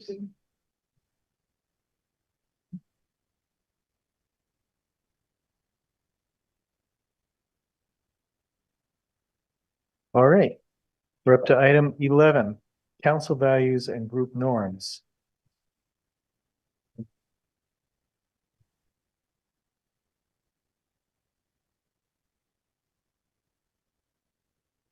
Who wants to start this one off? So I'm happy to just generally start, if you'd like. Sure. So just in the packet, what we put up is, what we agree to year over year. I know that we've had some tricky meetings lately, and I think it's just a good reminder. And just to, make sure that we're kind of all on the same page in agreement with those items, and just to really focus on, I think, the civility and meeting people where they are. And so I just wanted to take a moment to make sure that those were in the packet, just to kind of reaffirm, is that still where we're at? My assumption is yes, but I think it's worth kind of, looking at those documents and making sure.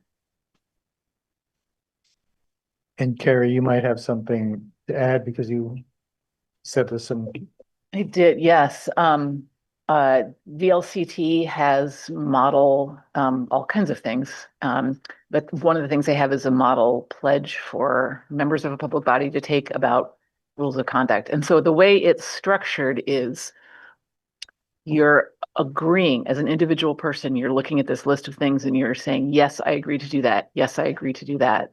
And then sign it and date it, and do it every year. So, and I really like that approach because it makes it much more personal and direct, and saying not just, okay, I'll agree to this list of things, but each one of them, I'm gonna say, yes, I'll do that. And they're also very, they're a lot more concrete, I think, and tangible, and than the ones that we have. It's like easier to see what does this actually mean. So I like that approach a lot. I would love us to talk about kind of, taking a different way, doing it that way, or something like that.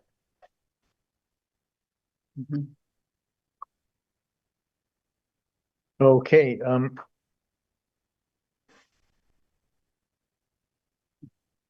I think it can be done in a number of ways, and this is for anyone who's watching at home. This is what we got from Carrie.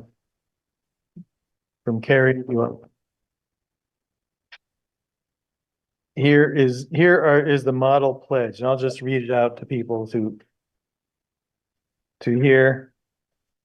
Where are we?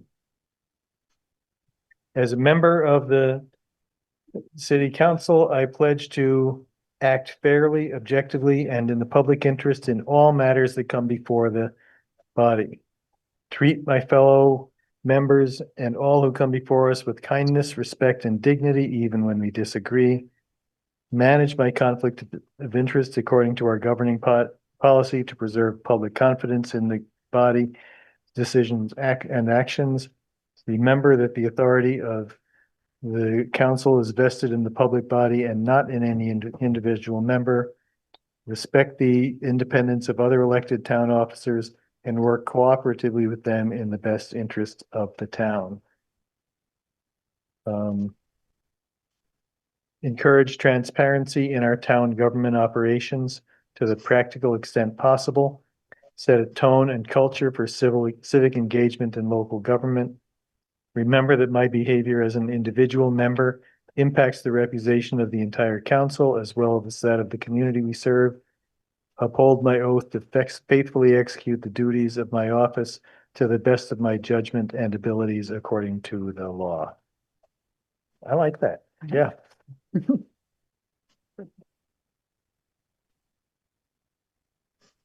Council members, what do you think about adopting this and, putting in Montpelier and stuff like that, and then signing and posting it? Yeah, I mean, I'd be happy to do that. I think it's a good idea. I think chance to kind of reaffirm certain piece. Yeah, I'd be happy to do that. I think it's important. I mean, I really appreciate those items. I think it's a chance to reaffirm our commitment. And I think I just put it like within the context of service, right? Of like what we're actually here to do is to serve the city. And I think when we violate our group norms or don't follow the rules of decorum in our meetings, we're doing a disservice to the city because we're enabling a toxic environment that we've talked about in the last couple of weeks, and I don't know necessarily the conversations that everybody's having with their constituents right now, but what I hear repeatedly is council meetings are toxic. And I don't want to go to council meetings. I don't want to run for city council. I don't want to participate in civic life with that level of toxicity. I think serving on council should be a privilege, not an example of like martyrdom, right? And I also think that just to be really frank, we're in a dangerous place in our city when we've lost this level of senior staff and are losing. They all have their own individual reasons and it's their story to tell. But I think it's highly likely that some of the toxicity that we see in our public meetings is contributing to people leaving. And if we were to have another catastrophic event right now with a loss of senior leadership, we'd be in a very difficult place. So I think it's incumbent upon us as city council members to recommit to fostering a culture of civility, because it's dangerous not to. Peter, I see you have your hand up. I want to see if any other council members want to have anything to say first.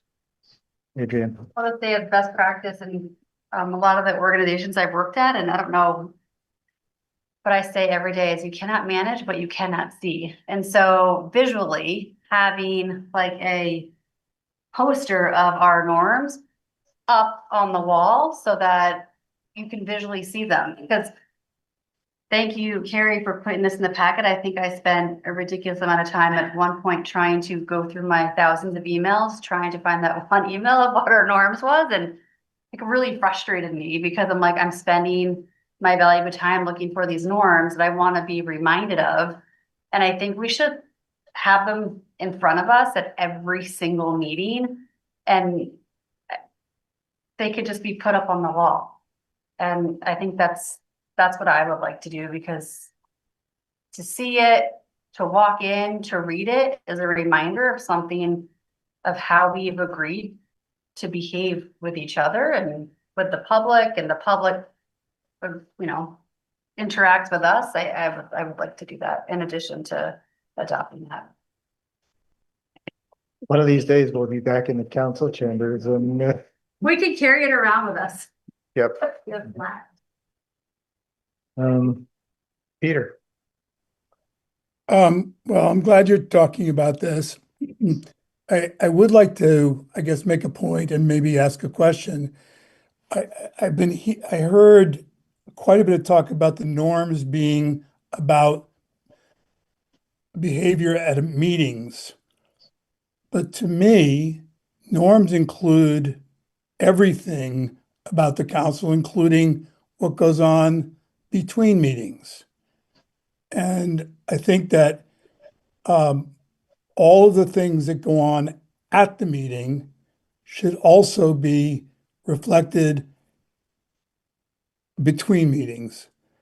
And it's very, it's easy to see when someone behaves badly in public.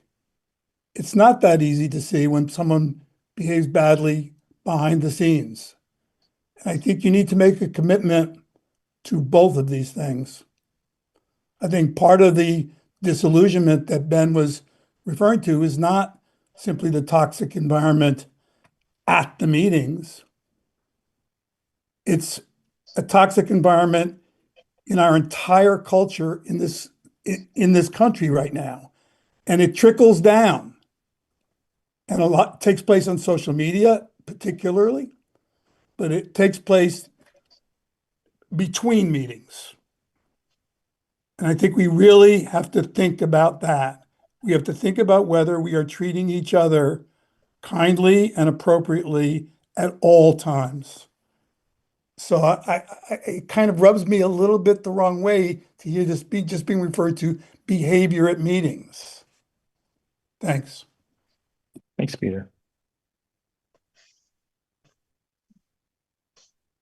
I know that part of this conversation also, Carrie, you sent us a draft of meeting rules of procedure. I think that probably takes more discussion to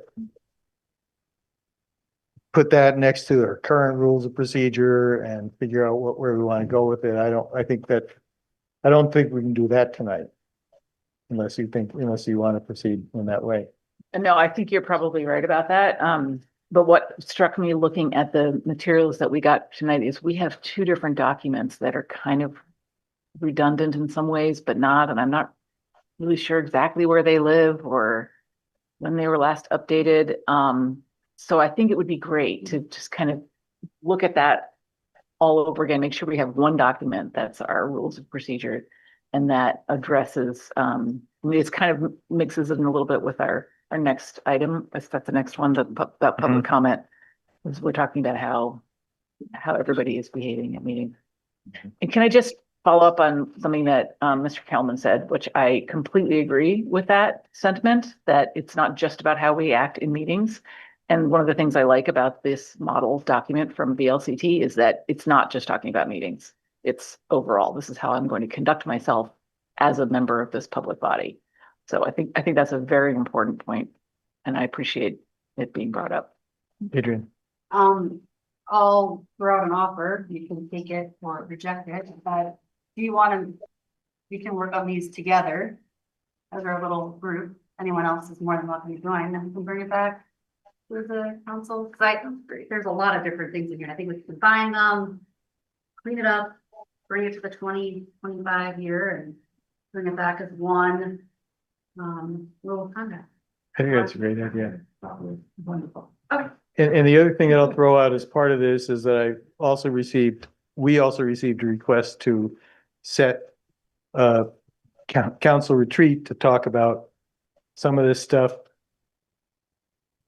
It's not happening before January, obviously, but it's also not being forgotten. So go ahead, then. Well, no, so is there an action here? I mean, I really appreciate you guys are going to go and work on the rules of procedure. That's fantastic. Is the decision to sign an oath just an individual thing that we do and come back the next meeting and be like, I signed this? Or is this something that, I just don't want to kind of let it drop? I would encourage someone to make a motion to adopt this pledge, and then we put it together with the name of the city, Montpelier City Council and stuff like that. And then we would adopt it and sign it, physically sign it. So adopt that pledge as a council and then individually make a decision to sign it or not. Yeah. Yeah. I would move that we adopt that model pledge from VLCT, modified for Montpelier, adopt it as the city council pledge, and then we can choose to sign it. I will second. Okay, any more discussion, or are we ready to vote? Jim? I would like to see actually some staff included in this because, staff has played a role in some of this toxicity. I mean, the very first time I had to deal with Mike Miller was about a lie with me in a meeting. And, if we're just going to have the council do this, there's staff infractions too. And so are we just going to allow them to do whatever they want? On Thanksgiving weekend, I tried calling for an individual on an emergency, and I was put on busy signal every time by a staff person who was supposed to be the one that made a decision. So if we're not going to include staff, I don't see the point of this.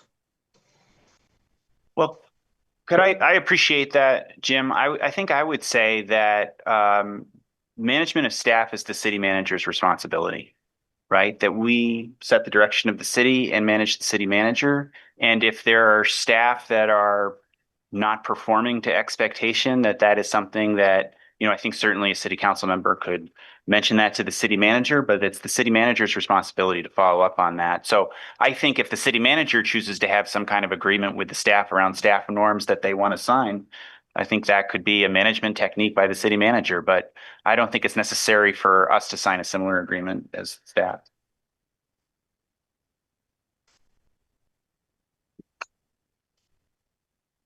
Any public comments from people in the room? Steve? It seems that there's a couple of even cross purposes going on here. One is to try to rein in people like me. One is to try to rein in people like Jim.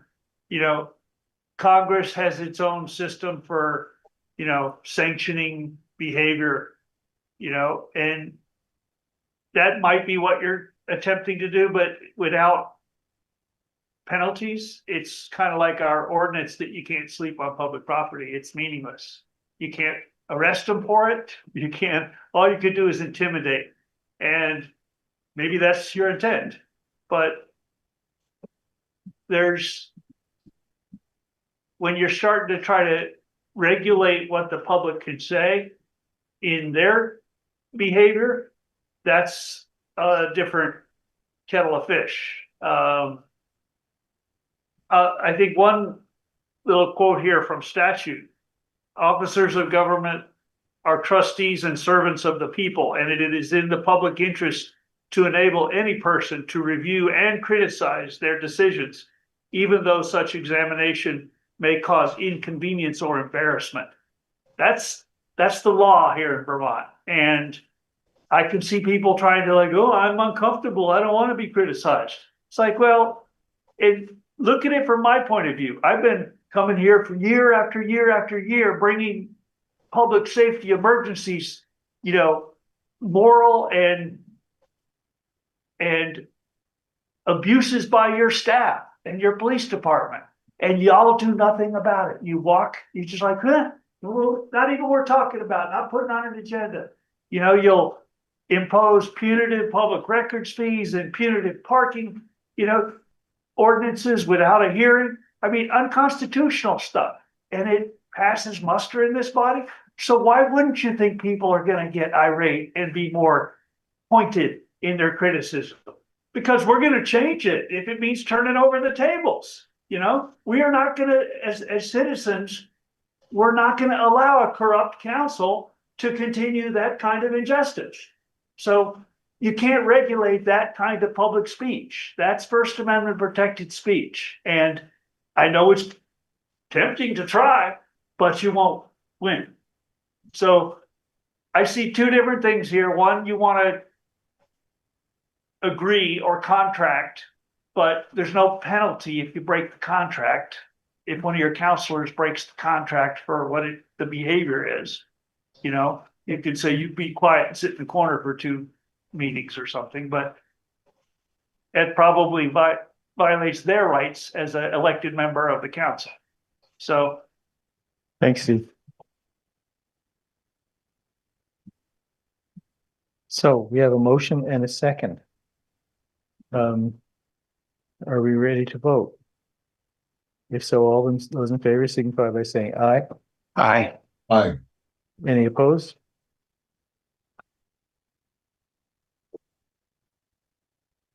Okay, thank you. Moving on to item 12, public comment and agenda management.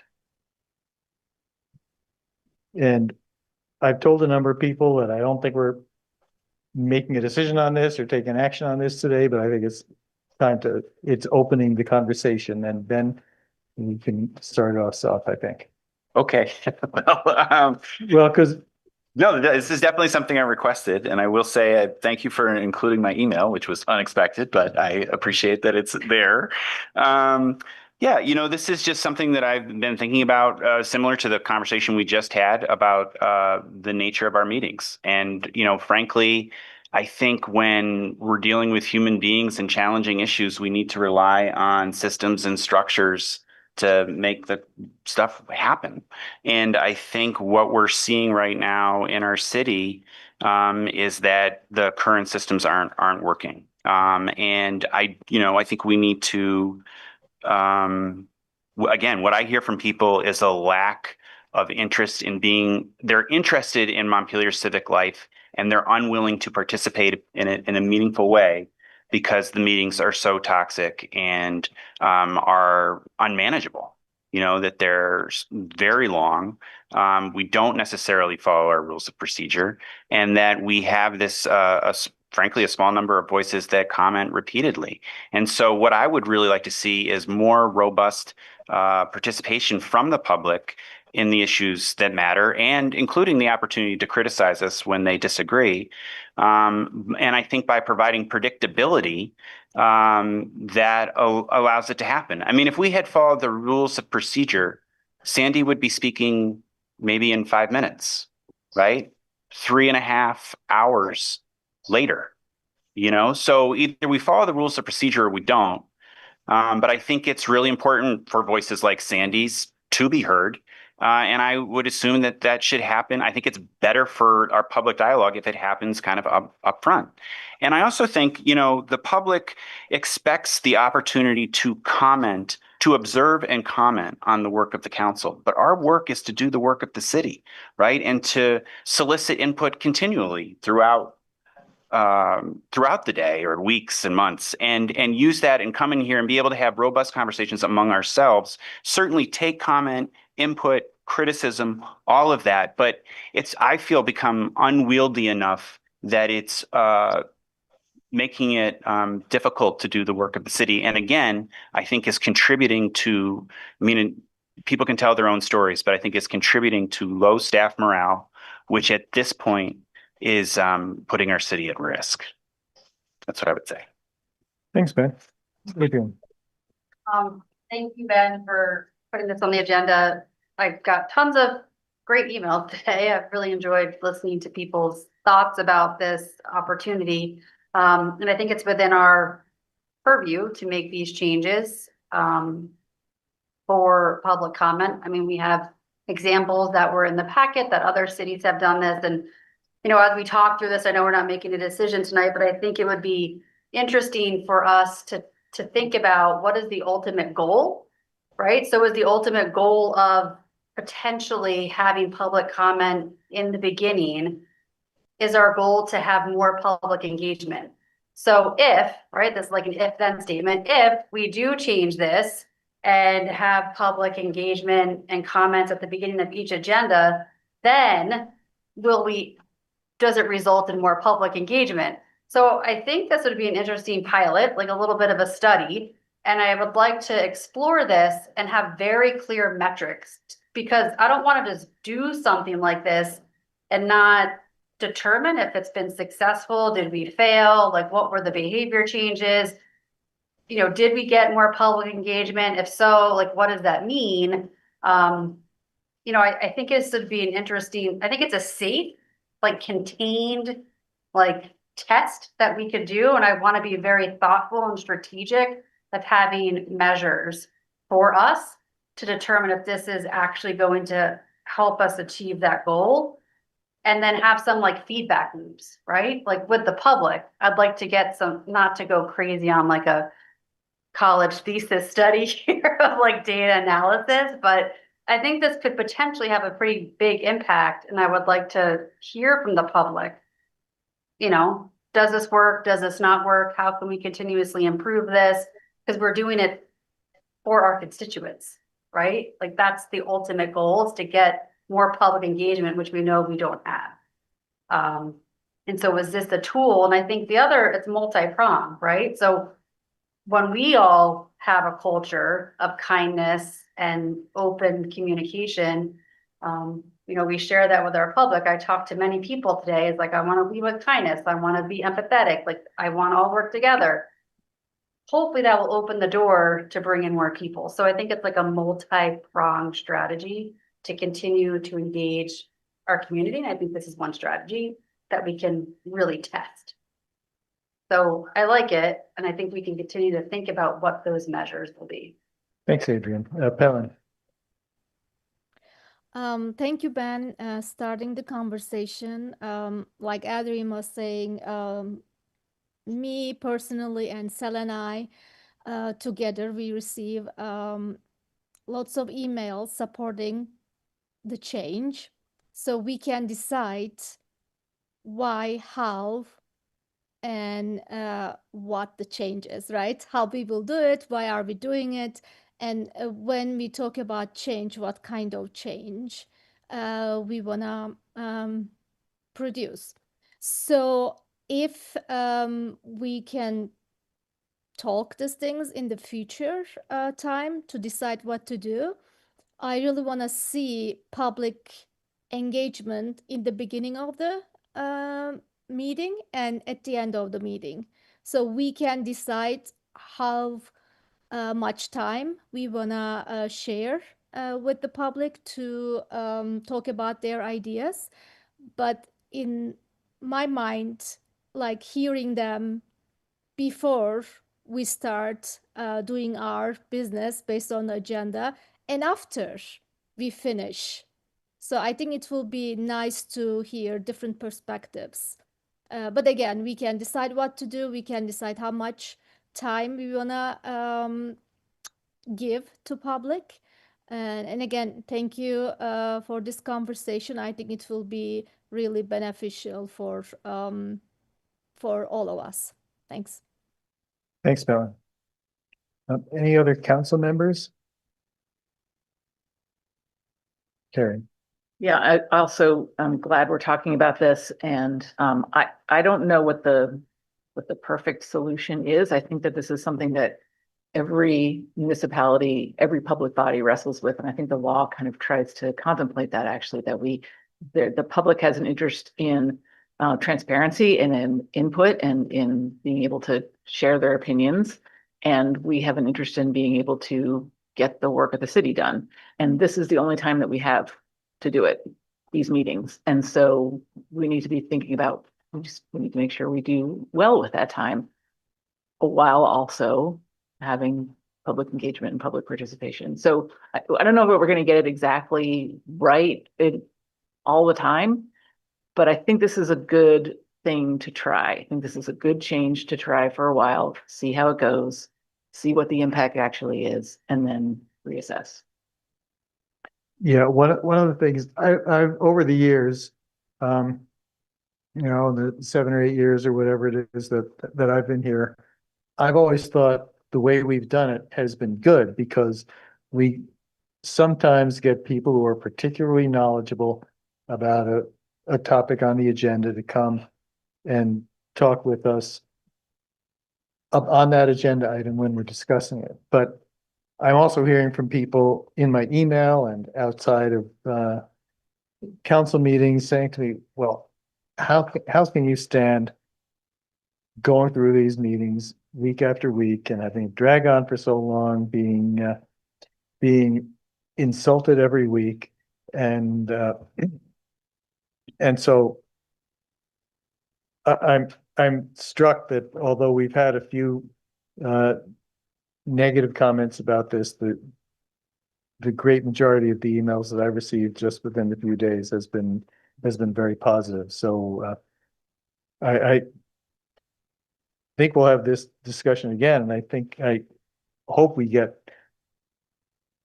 a good amount of public input on it so we can move forward. I would suggest that we put that opportunity for public input at the beginning of the meeting so that we can actually get it.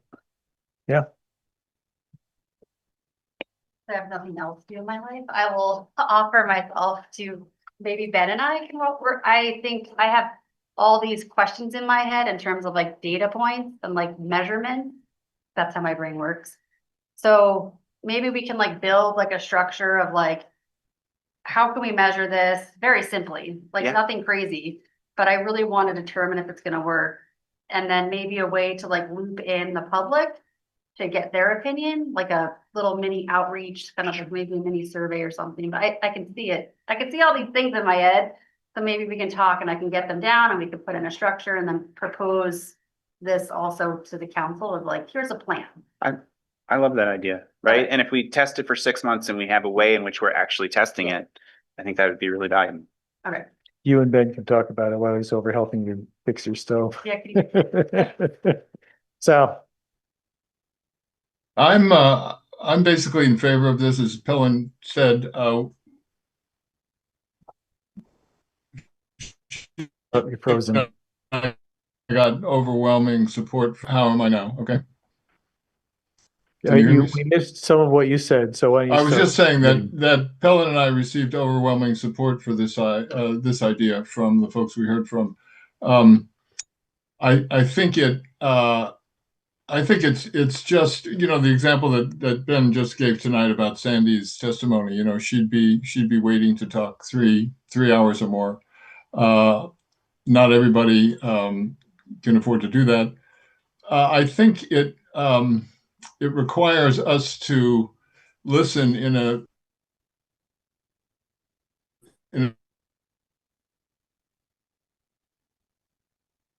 different way. If meeting, we need to have a system where, I mean, an individual system. I don't know that a group system exists, but I think I'm getting a message that my internet's unstable. So It is. maybe I'm going. Yeah, and we heard you say we need to learn how to listen in a different way. No, but I think we need to pay attention to it.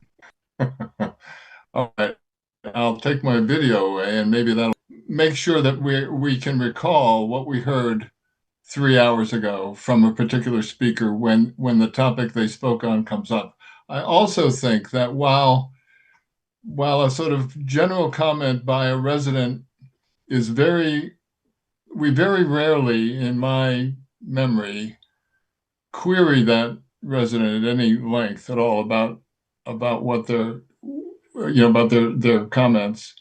But we often have a presentation. For example, DPW may do a presentation on a let's say East State Street, where there's lots and lots of back and forth. And there are things explanations that come up. I mean, we have something in the packet, but it needs clarification in person.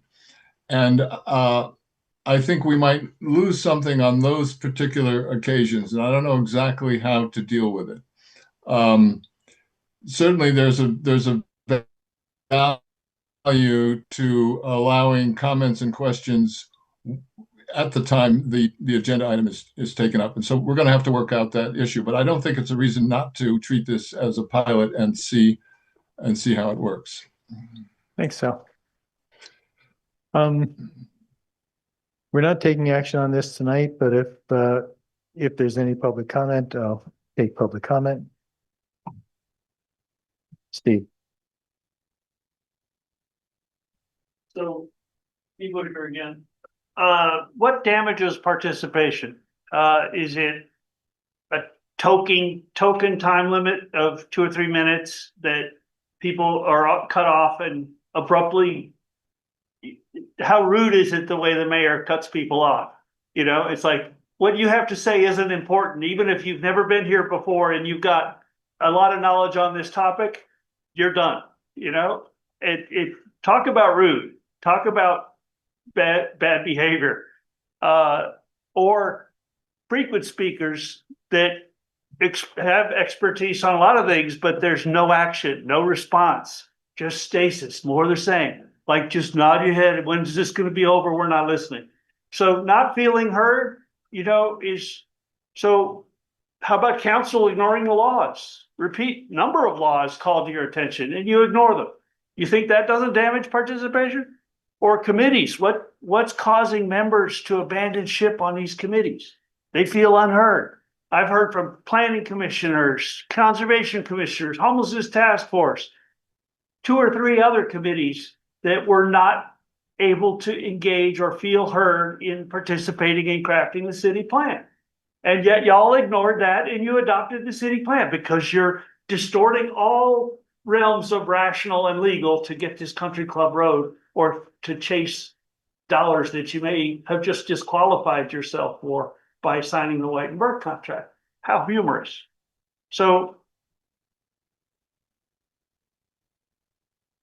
Kim Cheney and I both came to speak on the city plan about regional dispatch. That's something we've devoted years. And Miller gets an email, asks the chief what the chief wants, says, I don't want to talk to them about it, but here's what I want. Miller says, oh, that's what I'll put in the plan then. Is that the way to run a circus? And y'all allowed that to happen, allowed that to stand. So you do more damage. I mean, sure, you could declare martial law if that's really what your agenda is. You wouldn't get away with that either, but I doubt you'll get away with this. But the problem is the way y'all are hearing or not listening or not engaging. You're running an inside job. You're running a shadow government, doing our emergency plan or our federal building behind closed doors under your nonprofit that you're not subject to public records law. That too may fail under a challenge. So you can't talk about transparency engagement while you take your own toys and go home. That's directed at you, Ben. Okay? So I think you need to have a full public hearing dedicated to this topic and well advertised. And you need that engagement builds expertise. And if those people are going to spend the time building the expertise and then not be heard, what's the point? Thanks, Steve. And council's not returning calls, counselors not publishing phone numbers. If this is your only chance to talk to counselors, you got to make it, and you will not remember the contemporaneous comments that relate to the topic if you had to hear them ahead of. Yeah, I know. You're demonstrating my point. Peter Kelman.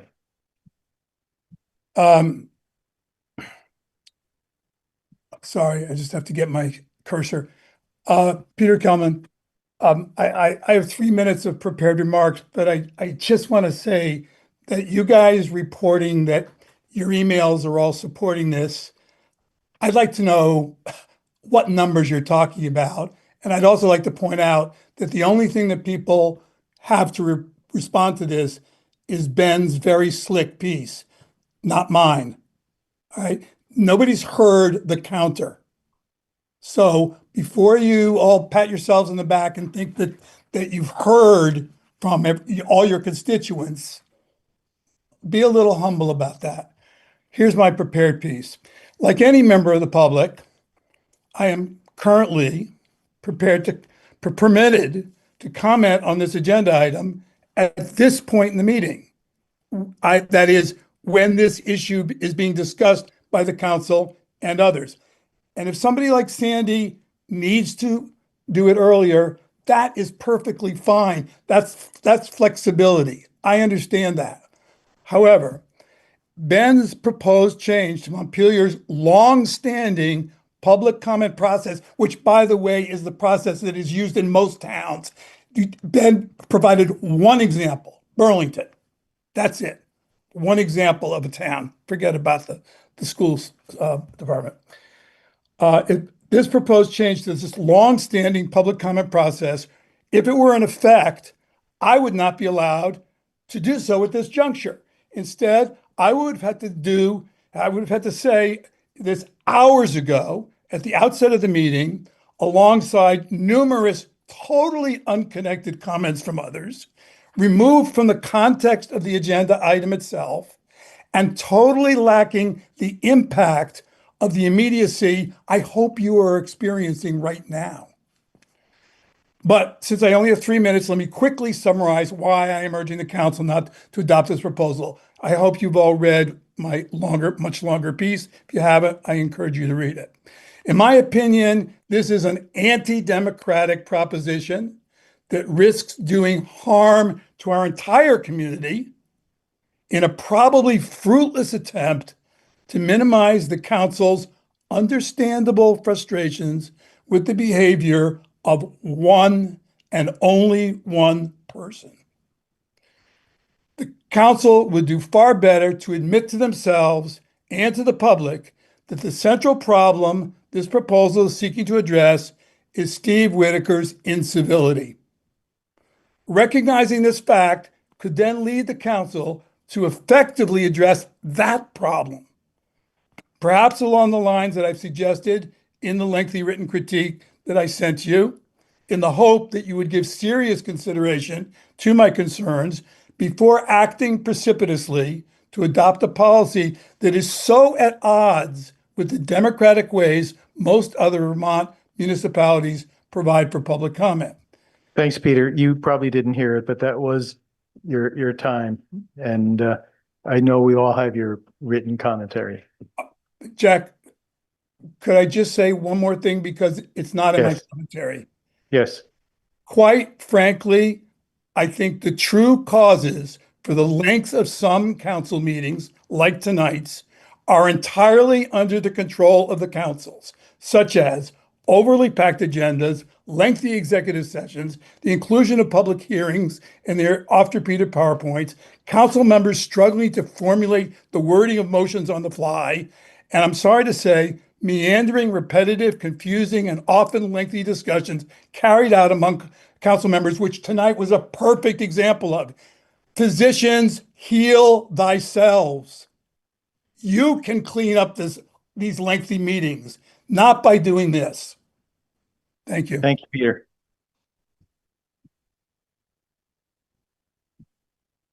All right. We do have one more person, do we? Oh, Elena, thank you. Thanks for the reminder. Hi there. I'm Hi. sorry, I cannot turn on my video because my Wi-Fi doesn't support it. But my name's Elena Gustavson. I live on Westwood Drive here in Montpelier. I have been waiting all night to make this one comment, I think as an example of why there needs to be reform with the public comment.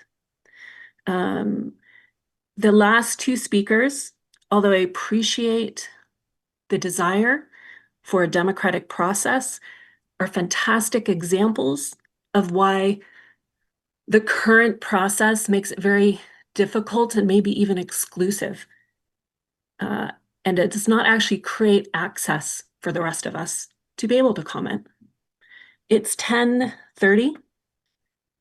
I think like all of you, all of us, many of us have to get up in the morning. We have families to take care of. And for 4 hours have been waiting to make this comment. So I would say that the current process does not work.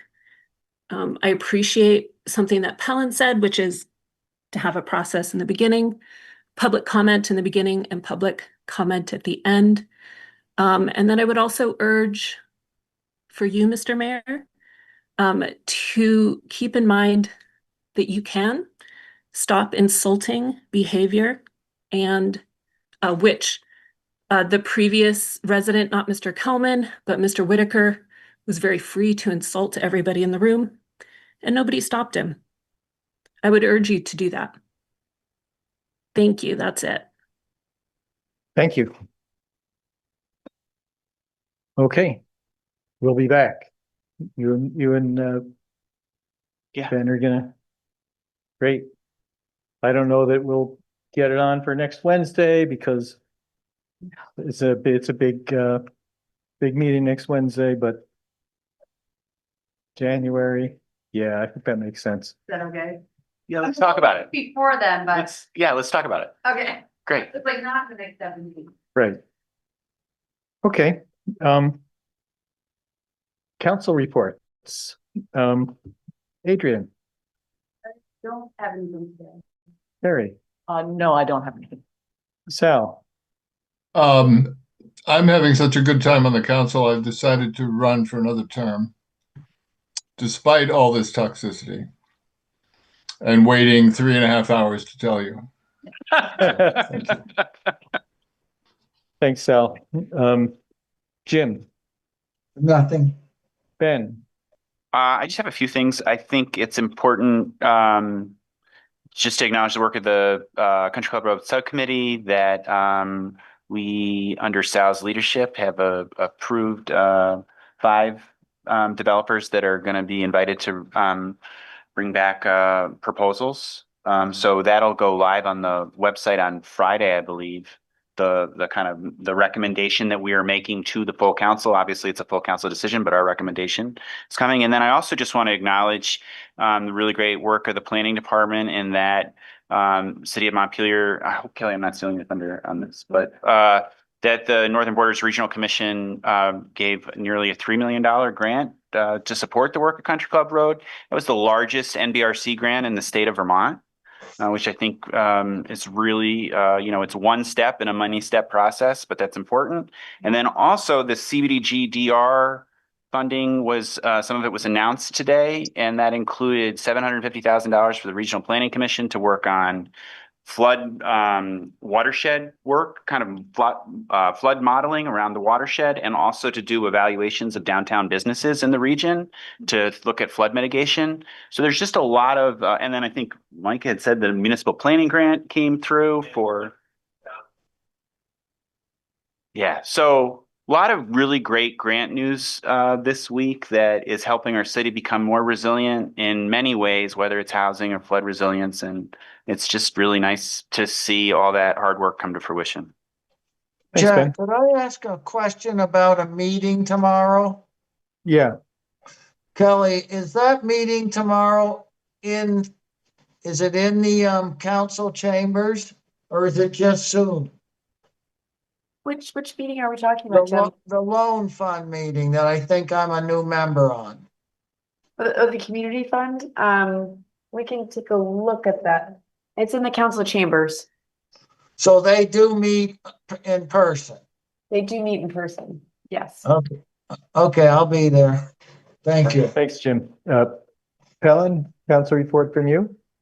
Yeah, so I wanna update all of you of the on the project of Vermont Generations. I don't know if you remember, we received one of the ideas for the Country Club Road proposals to use that building and land. And this is like generational living. And the person who is doing this, Erin Clark, she and I were the finalists of the leadership award that Central Vermont Chamber of Commerce gives every year to women leaders. And we had a very nice chat, and I learned that they found a place in Berlin, but they wanna serve all the region, like including Montpelier. So I really like the idea when they proposed, and I just wanna mention when I hear updates from them, because they are planning to have a very nice big building, and they are also planning to open it to other communities. And I don't want to say anything, but there was a discussion about even for a emergency shelter. So I really like the idea, and I just want to share it with our community too. Thanks. Great, thanks. Mayor's report, I think the only thing I'll talk about at this point is just to update people on the process for the city manager hire. We're down to the end. We'll have the 3 finalists for city manager coming to Montpelier next Monday. And they will be meeting with with the leadership of the city government, of the city departments. They will be getting tours around to various locations where the city is doing work around the city, and Kurt and I are discussing what the sites are that they should be seeing, given the limited time we have and everything, and including with the meeting, with the public forum here today, where the each candidate will have an hour. We'll have people coming in asking questions. We'll have our consultant Ian Coyle here, and encouraging people to send us questions in advance or to fill in index cards. So Ian will go through the cards, combine them, because there's probably going to be common themes, and hopefully we'll get a lot of people coming out to meet the candidates, and then our plan is to have it on our agenda for next Wednesday, and hopefully come out of it with a candidate that we're going to make an offer to. Obviously, things have to happen in order for that to turn out that way, but we've made it on down. All the process that has gotten us to this point is coming to a head next week, and I hope to see a lot of people here, either in person or online. And that's what I've got. Do we have a city clerk's report? Yeah, I've got a couple things. Hello from Martha's Vineyard. Ha ha ha. I want to thank everybody for the motions tonight. Were nice and tight and traditional. Thank you. That was great. But the only thing of substance I have is just a reminder about next week's Board of Abatement meeting, and encouraging us that it could include a discussion of how the board wants to deal with redundant or repetitive applications and petitions. So I just wanted to plant that in people's heads. Yeah, and I hope to see as many of you all as possible there. That's it. Thanks, John. City manager. Okay, so I have a few things, but mostly we get one request, and so I'm going to take that piece up, and then we did have on the agenda to talk a little bit about the transition with my departure, and I'm thankful that we'll be able to have that next week, just to offer a little bit more time to get things in play. But I did want to kind of share generally where we're at. But before I do that, I wanted to note that there's interest from the department heads to meet with council. And so I'd like to try to help facilitate that as I'm, heading out, just because I think that it would be really good to kind of establish those, conversations. I know that with the new manager, you'll all work together and figure that out. But in light of, some of the comments, Sarah's comments tonight, the team really does want to make sure that you hear from them, and can kind of talk through where they're at. So if you're interested in that, I'd love to set that up for you if I can before I go. So just wanted to put that out there. And that same, go ahead. Sorry, do you mean Kelly as a group or individually, or? Probably individually, or, in teams of 2 or 3, just so that there's not a quorum issue. Sure, okay. But if there's interest in that, and we have a debrief tomorrow morning, based on, our agendas. So I will mention that to the team, and just to try to make that option available, just to provide that connection, especially as things are changing. Kelly, I'm sorry. Can we do Yes. it like a district based? Oh, yeah, sure. It might be easier, yeah, I think, to that's a good arrange. suggestion. Yep. Thank I you. can definitely, for sure, add that in. Thank you, Palin. And then also to that end, I wanted to say that I have really appreciated the conversations with counselors, and you all have been really generous with your time with me. And at this point, just because I am transitioning out, it's been hard for me to keep up with those meetings in the next couple of weeks. Well, the next less than a couple of weeks now. I don't know that I'm going to be able to do that. And so I just wanted to kind of say that rather than sending an email, or it's not that because I don't want to, it's just I'm getting really pressed for time. And I even know that, some things aren't maybe as timely as they normally would be, just because, I'm trying to juggle many things as I'm, headed out the door. And so I appreciate just having that time with you and for, all of the experience that I had with that. So that's a nice way also of saying that I probably will be taking meetings off my calendar now. And I'm starting actually to thin it down so that I can focus on the team to make sure that they've got what they need, which is a good segue into the transition plan.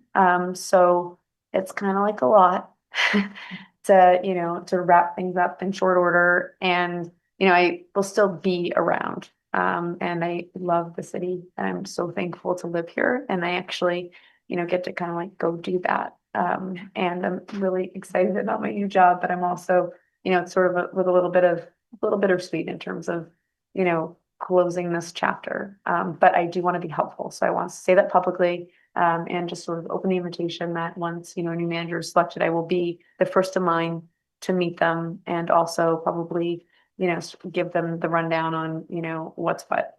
We also have a very good team.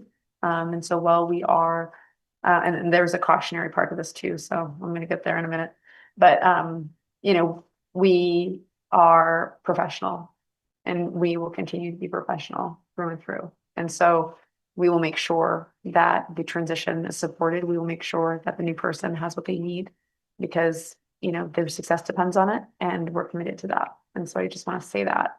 And so in terms of the transition, we are, well, actually tonight I really wanted to get you a budget. Sarah and finance and the department heads have been working super hard on that. And I wanted to make sure that we provided you with a package that was complete.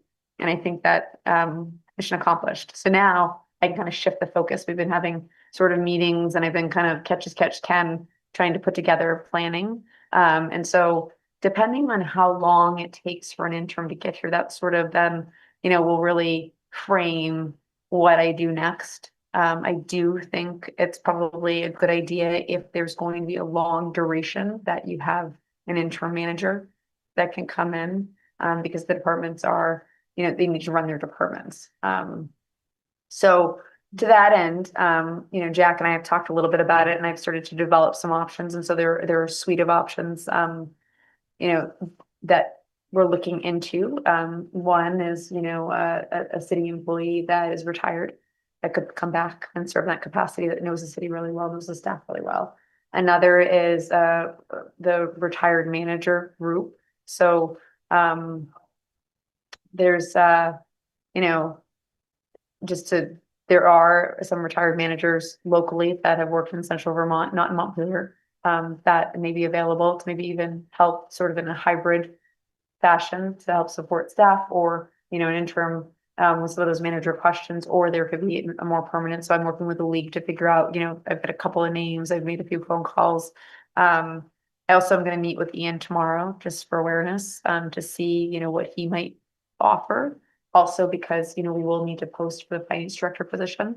And so we might need a little bit of assistance there to, really spread that out. I mean, likely we probably would post typically on ICMA, but then, maybe he might have some ideas. And so I'm going to have a preliminary conversation with him too. So that then when I come back next week, we are, we have a plan for you with some options and then decisions to roll it forward, because then the 19th is just that Friday, the next Friday. So we're getting there. So the interim sort of piece is kind of taking shape. I'm working with Kurt. He's actually going to be coming over to City Hall tomorrow and he's going to stay there until we're squared away. And so I think, we're going to start to, hand off. Sarah and I are handing things to Kurt and also to members of the leadership team. So you started to see me step back even from the Country Club Road project. And so I'm starting to already put those things in play where, those things are happening. Another big one is the FEMA stuff. So we're working to try to get a consultant to help us with that, just so we don't drop any balls there. So we'll make sure that you're covered on all the big projects. But here's the cautionary part. We have an incredible team. And sort of this old saying, you can do everything, just not all at once. And so we're going to have to really slow down and stay safe, because we won't have the capacity or the horsepower that we did have, in key leadership positions as we're sort of transitioning and sort of just keeping that in mind. Because I want to make sure that, you know, as we step forward, we're stepping forward, you know, and that, you know, whatever happens next is supported. And so we're going to need to be really thoughtful about the projects that we do and sort of the pressures that are out there. I know we talk a lot about capacity and, you know, maybe this is something that like, maybe it's a good thing, maybe it's a bad thing. I don't know. But typically we put our head down and we do the work. Like, that's just not in our nature to say like, you know, we're beyond and we're beyond. You know what I mean? And I think that I certainly feel that in the last 6 months. It has been an honor to serve you all. So thank you. I'm not gonna say my last piece because that'll be next meeting. But you know, I just want to take stock on where we are because it is a little precarious. So I'm not gonna lie about that either, you know, like where we need to be thoughtful about how we move forward. And I really, when I started off in this role or taking on the acting role, I really wanted to move forward together. And I hope that can happen with the next moves. So that's my intention. I know it's not a full-blown plan, but we're working on it. And I'm hopeful that I'll have something good for you next week. We will have something good for you next week. Yes. So thank you. And let's see, did I get all my lists here? I think that about sums it up. So thank you. Thanks, Kelly. And folks, it's got in before 11 o'clock. It's 10:49 and we are adjourned.